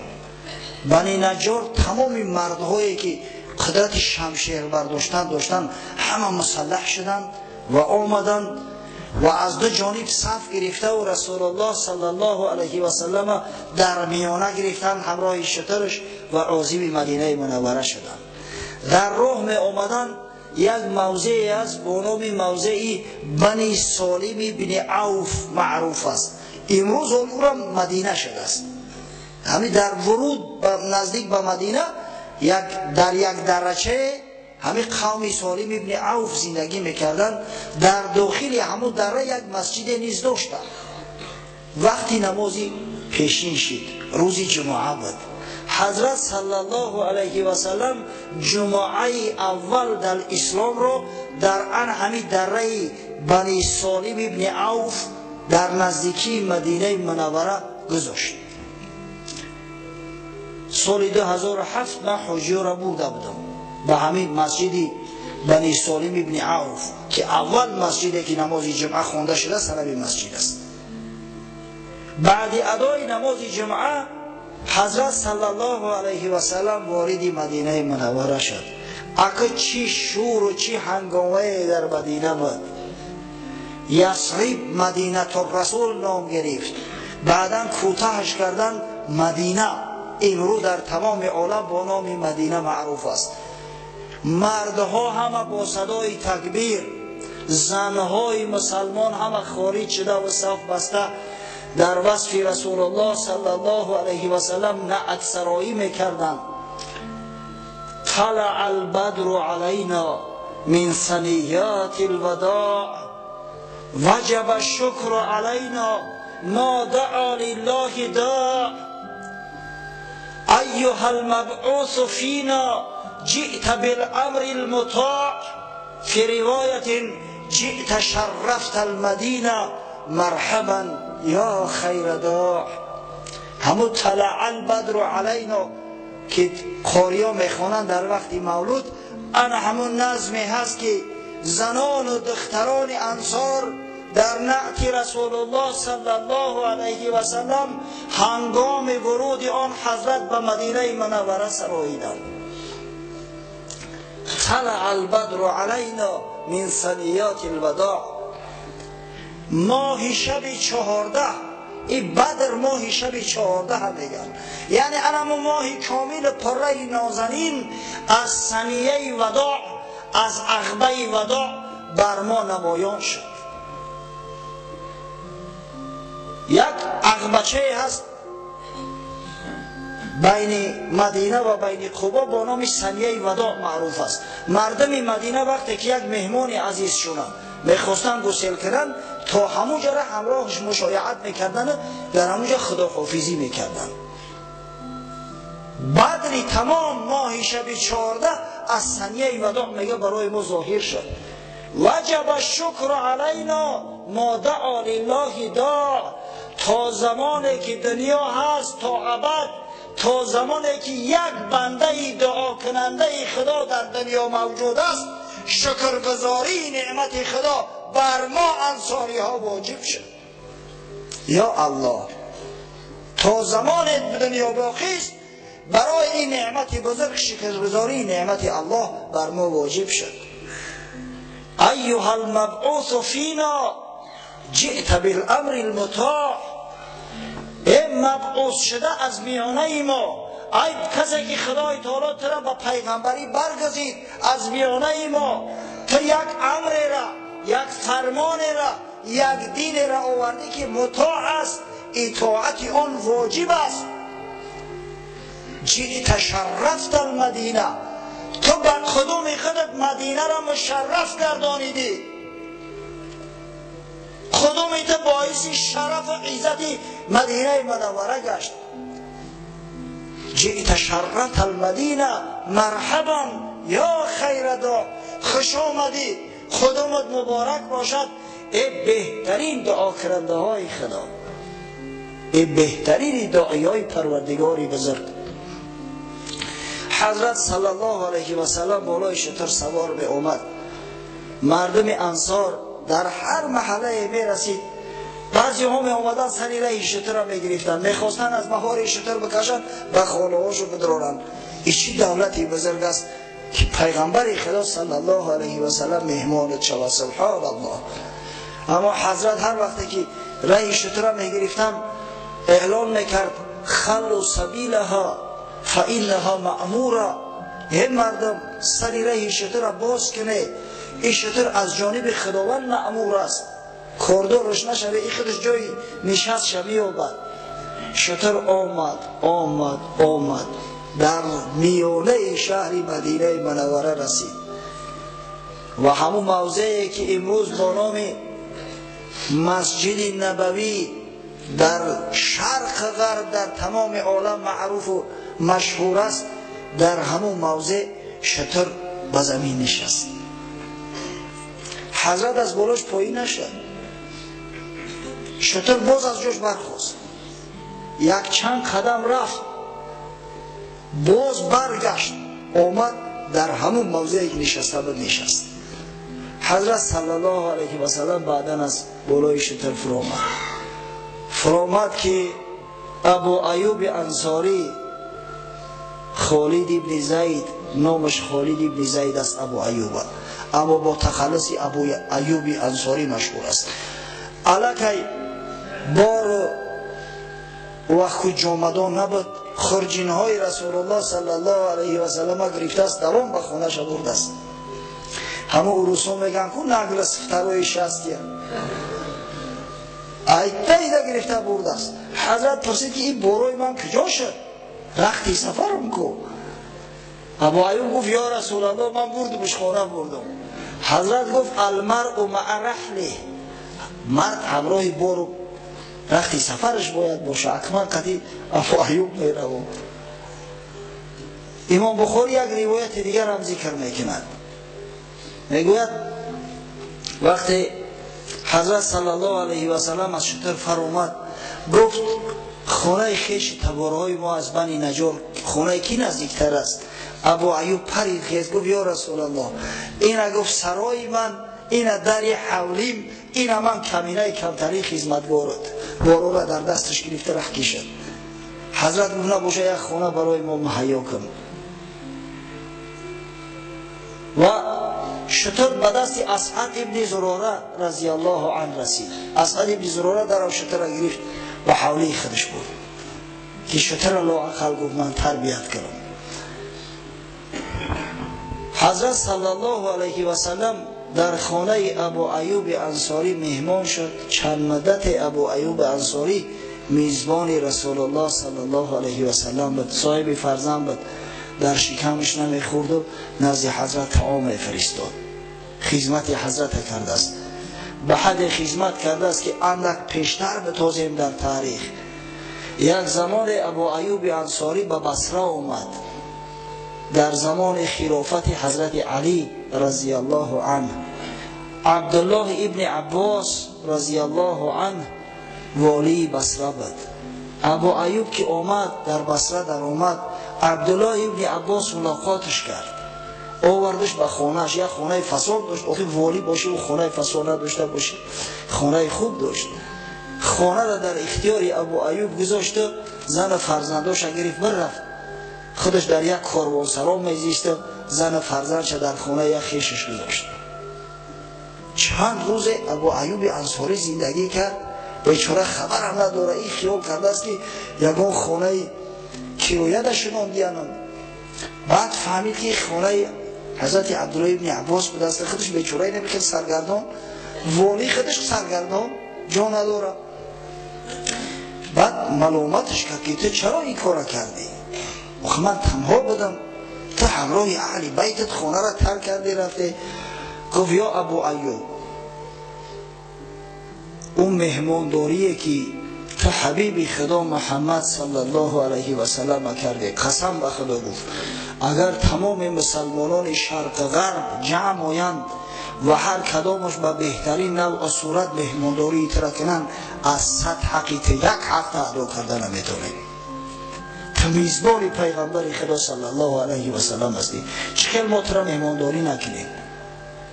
6000 دینار هدیهش کرد وقتی که میخواست باز بگرده بروه. ابو ایوب هم قرضدار بود از ابو شب و روزا و خلعتی زیباش داد، اسبش داد، تحفه های خیلی گرانبها براش هدیه کرد و خوش آمدیش گفت.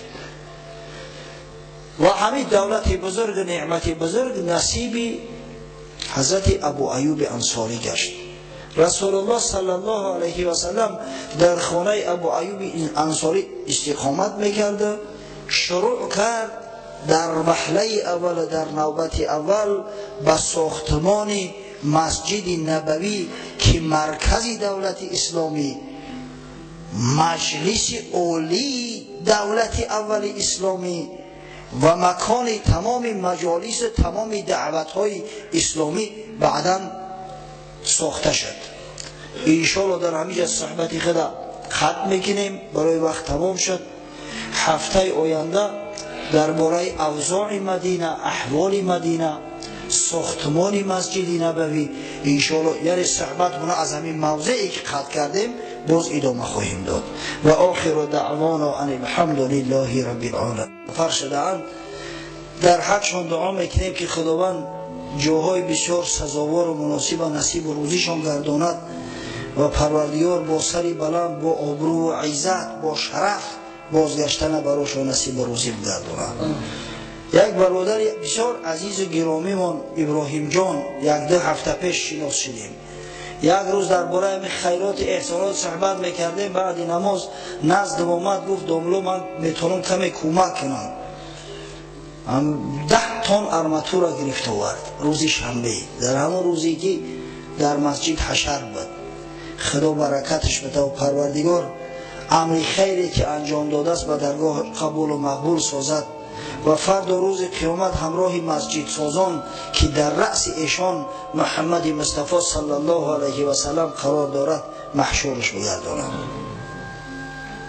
خب در حقی بختیار، برادر مو بختیار که بسیار محیب است، خداوند سعادتی دارین نصیب و روزیش بگرداند. برادر مو حاجی خالمراد خوشوقت استاد بونم است با که برای آبادانی محله واقعا خدمت تلاش زیادی میکند. دعا میکنیم که پروردگار مراد و مقصوداش حاصل بگردونه و فرزنده و نبیروهاش هم مثل خودش محیب به کمال برسانه. در حقی برادرمو اکرام جان دعا میکنیم حسین جان که خداوند در کاراش و برکت رونق عطا فرماید. در حقی مرحوم حاجی مراد علی خداوند رحمت مغفرتش کنه، یک محبی مسجد بود و پروردگار در جواری رحمتی خیش مستقرش بگردونه. در حقی حاجی ولی جانی برادر ما دعا میکنیم پروردگار جمیع مراد و مقصوداش حاصل بگردونه و خداوند محبتی مسجد و محبتی علمای اسلامی را در قلبش بازم بیشتر زاییتر بگردونه، یعنی بغیرتر شود. آمین.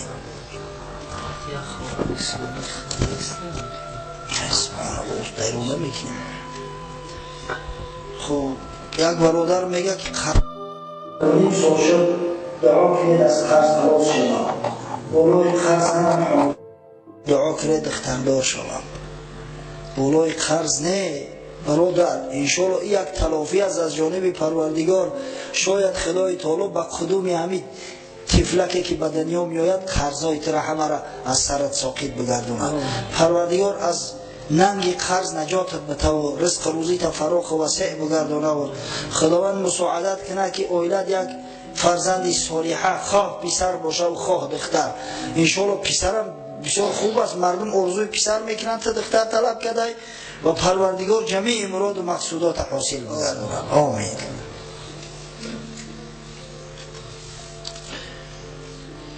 خب یک برادر میگه که در حق برادرم دست جمعانه دعا کنید که 13 سال است که بی فرزند است، خداوند او را صاحب فرزند کند. در حق این برادر و در حق تمام برادران و خواهرای اسلامی که امروز نیاز به فرزند دارند، در امید فرزند هستند، از جمله در حق فرزند خودمون دعا میکنیم که خداوند براش فرزندای صالح نوری چشم عطا کنه و خداوند جمیع مراد و مقصوداش حاصل گرداند. یک برادر میگه که امروز روز قبول دعاست، دعا کنید که بر من یک زوجه مسلمه و خدا ترس نصیب روزی گرداند. ای خوشا به حالت پروردگار را تمام این جوانای ما را که هنوز زندار نیستند، بعضی شخصای زندار هم که با آرزوی زنگیری دارند، خداوند صاحب زنهای صالحه شو گردان. واقعا این زن صالحه یک نعمتی بزرگی خدا است. نعمتی دنیا زن دندان بود، بی زن دندان جهان زندان بود. البته اون نعمت زنی صالحه است، اگر زنی جگجکی باشد دردی دندان می شود.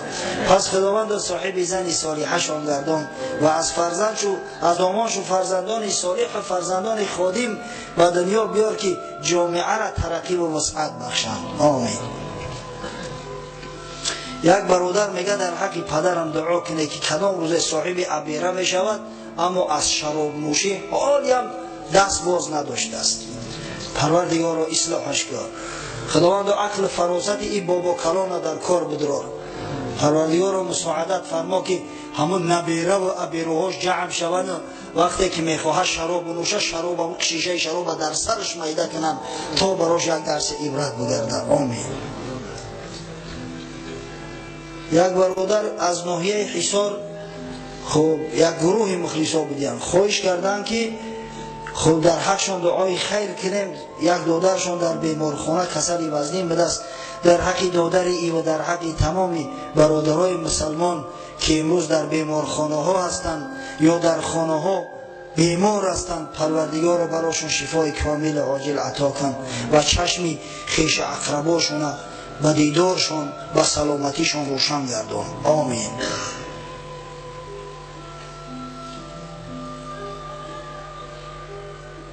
یک برادر میگه که از شما خواهش میکنیم که در حق خوب رهبر ما دعا کنید که خداوند او را به راه صراط المستقیم هدایت کند.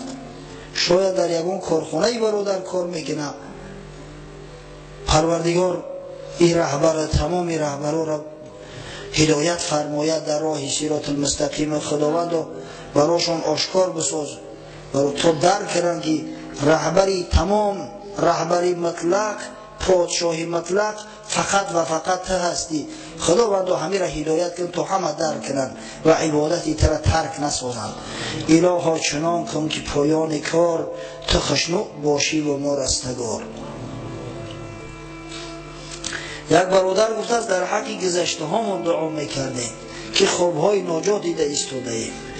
همون گذشته هاتون با فکرم که امید دارن که یک کف دعا در حق شو کنه، یک عمل خیر کنه، یک صدقات خیرات کنه. یک برادر همسایه‌مون میگه که همین بیوه کمپیر مومن چند شبشی در خواب مدوریت چیدن داره ای کمپیر او خدا جون تماس کنه. گفتم در خواب مدوریت یا توقنون خیر که میبر یا که توقنون کنی امون روحش آسوده شود. دعا میکنیم که پروردگار و ارواح گذشته های ما را رحمت مغفرت کن و در جوار رحمت خیش مستقر گردان. و امروز که روز جمعه است، روز اجابت دعاهاست، پروردگار و عاجزانه دعا میکنیم اگر در عبادات چون نقصان واقع شده باشد آمرزیده گردان و خداوند و رحمت مغفرت چون کن. آمین. این بچون مایده بده ایل خوندنه بتونیم. ربنا افتح بیننا و بین قومنا بالحق و انت خیر الفاتحین.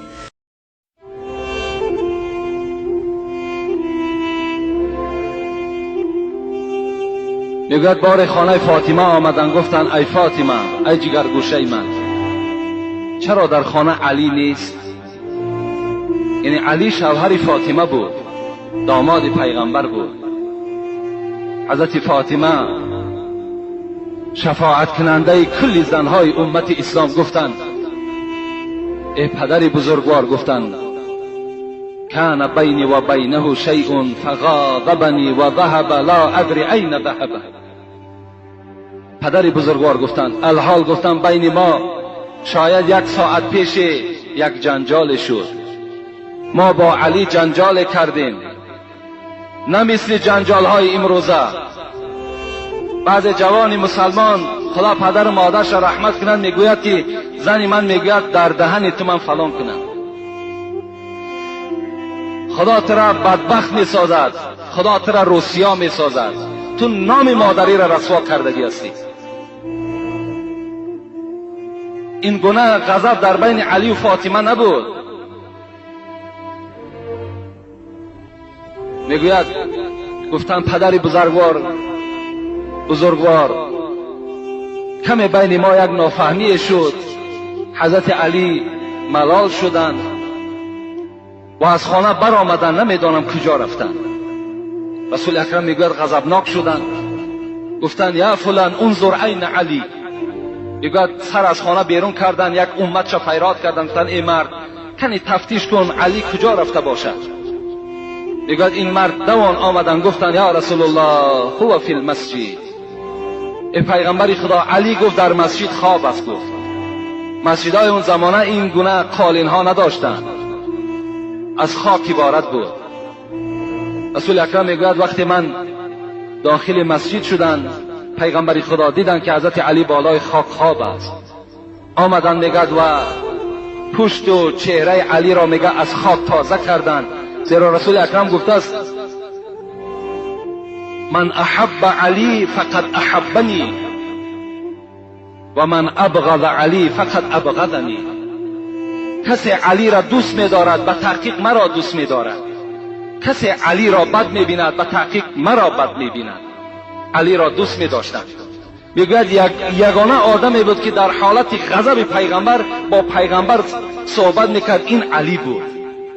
بسیار علی را دوست می‌داشتند. آمدن میگه چهره و پشت و روی او را تازه کردند و گفتند قم یا ابو تراب. این کنیت، این لقب بود که پیغمبر بر علی گذاشت که این کنیت، این لقب با علی بسیار خوش آمد. چی گفت؟ خیز، گفت ای مردی که در خاک گفت آغشته هستی، خیز ای پدری خاک. وقتی علی شنید از جای خود خیز، احترام میکرد پیغمبر را و دست علی را گرفت و به خانه آمدند. وقتی وارد خانه شدند و دیدند که در چهره پیغمبر که دیگرگونی هست، فاطمه در حال حس کردند که پدرش از او راضی نیستند، ناخشنود هستند برای این کاری که نسبت شوهر خود علی کرده است. در حال میگوید فاطمه دویدن از دست پیغمبر خدا قپیدن، گفتن پیغمبر پیش از آنه که علی از خانه من برآید، من نزد علی آمدم و پشیمانی خود پیش او اظهار کردم و طفت حوله 7 مرات، گرد علی 7 پیچ دور گشتم و گفتم ارضی عنی، و گفتم علی از من راضی شو، بالای من غضب نکن. من از علی این گونه مراجعت ها کردم و از من راضی شد، بعد از خانه من بیرون شد. رسول اکرم وقتی که این سخن از فاطمه که شنیدن، این حالت نگات، باز رسول اکرم خوشنود شدند و گفتند یا فاطمه والذی بالحق نبیا لو مت قبل ان ترضی علیا لم اصلی علیکی. رضاء الزوج هو رضاء الله و سخط الزوج هو سخط الله. ای فاطمه گفتند، ای جگرگوشه من، ای دختری من، گفتند قسم بر آن خدایی که پدری تو را به پیغمبری فرستاد، اگر تو پیش از راضیگی علی از دنیا میگذشتی لم اصلی علیکی، من نماز جنازه تو را نمیخواندم. یقین بدان گفت ای فاطمه که رضاگی شوهر رضاگی خداست، و غضب شوهر این غضب خداست. این بود تعلیمات پیغمبر خدا نسبت دختری خود و نسبت تمام دخترهای امت خود. این معامله پیغمبر خدا هست. از همه خواهرای عزیز، مادرای عزیز، خواهش التماس من همین است که با قدر شوهرها برسید. با شوهرها گپگردانی نکنین، شوهرها را به احترامی نکنین. چگونه ای که جمعه پیشین برای شما قید کردم، اگرچه این شوهرها در نزد شما قدر ندارند، قیمت ندارند، لکن حورهای جنتی چی گفتن؟ قاتلک الله فانه هو عندك دخیل. شما را ای زنها خدا قتل کند، اینها در نزد شما موقت هستند، زود است که نزد ما می آیند. یعنی زود است که این جوانهایی که می بینیم چی پولدار هستند، چی بی پول هستند، چی حسن خوب دارند، چی حسن ناخوب دارند، اینها در نزد حورهای جنتی با قدر هستند. اینها در نزد خدای خود با قدر هستند. حضرت اصعمی میگوید در جنگل یک زنی را دیدم که به نهایت زیبا بود و یک زمان پس میگه شوهرش آمد، نگاه کردم به نهایت زیشترو بود. گفتم ای زنی زیبا همین شوهری تو هست؟ گفت بله. گفت با همین زنی که چهره سیاه دارد، چهره بد دارد، ترش دارد، چی یک شکلی ناخوبه دارد، با این تو راضی هستی زندگی کنی؟ گفته حضرت اصعمی گفت این لفظ را دیگر تکرار نکن. این زنی زیبا گفت این لفظ را تکرار نکن. شاید که گفت این مرد در نزد خدا چنان کاری ثواب کرده باشد که این زنی زیبا را ثواب این مرد گردانیده باشد، و شاید که من در نزد خدا چنان یک معامله ناخوب کرده باشم که این مرد را عقوبت من گردانیده باشد. بین چی معامله، چی یک سخنی زیبای از جانب زنها صدا میداد. از این خاطر همه شما باید که البته در رفتار زنهای خود دائم نظارت کنین و باید که زنهای شما را احترام کنن. و چگونه ای که مراجعت کردم باز مراجعت میکنم که خواهرای عزیز با قدر شوهرها رسید. اگر شما خواهید که جنتی شوین، اگر شما خواهید خداوند از شما راضی، پیغمبر از شما راضی، قرآن از شما راضی، با قدر شوهرها رسید. و آخر دعوانا ان الحمد لله رب العالمین.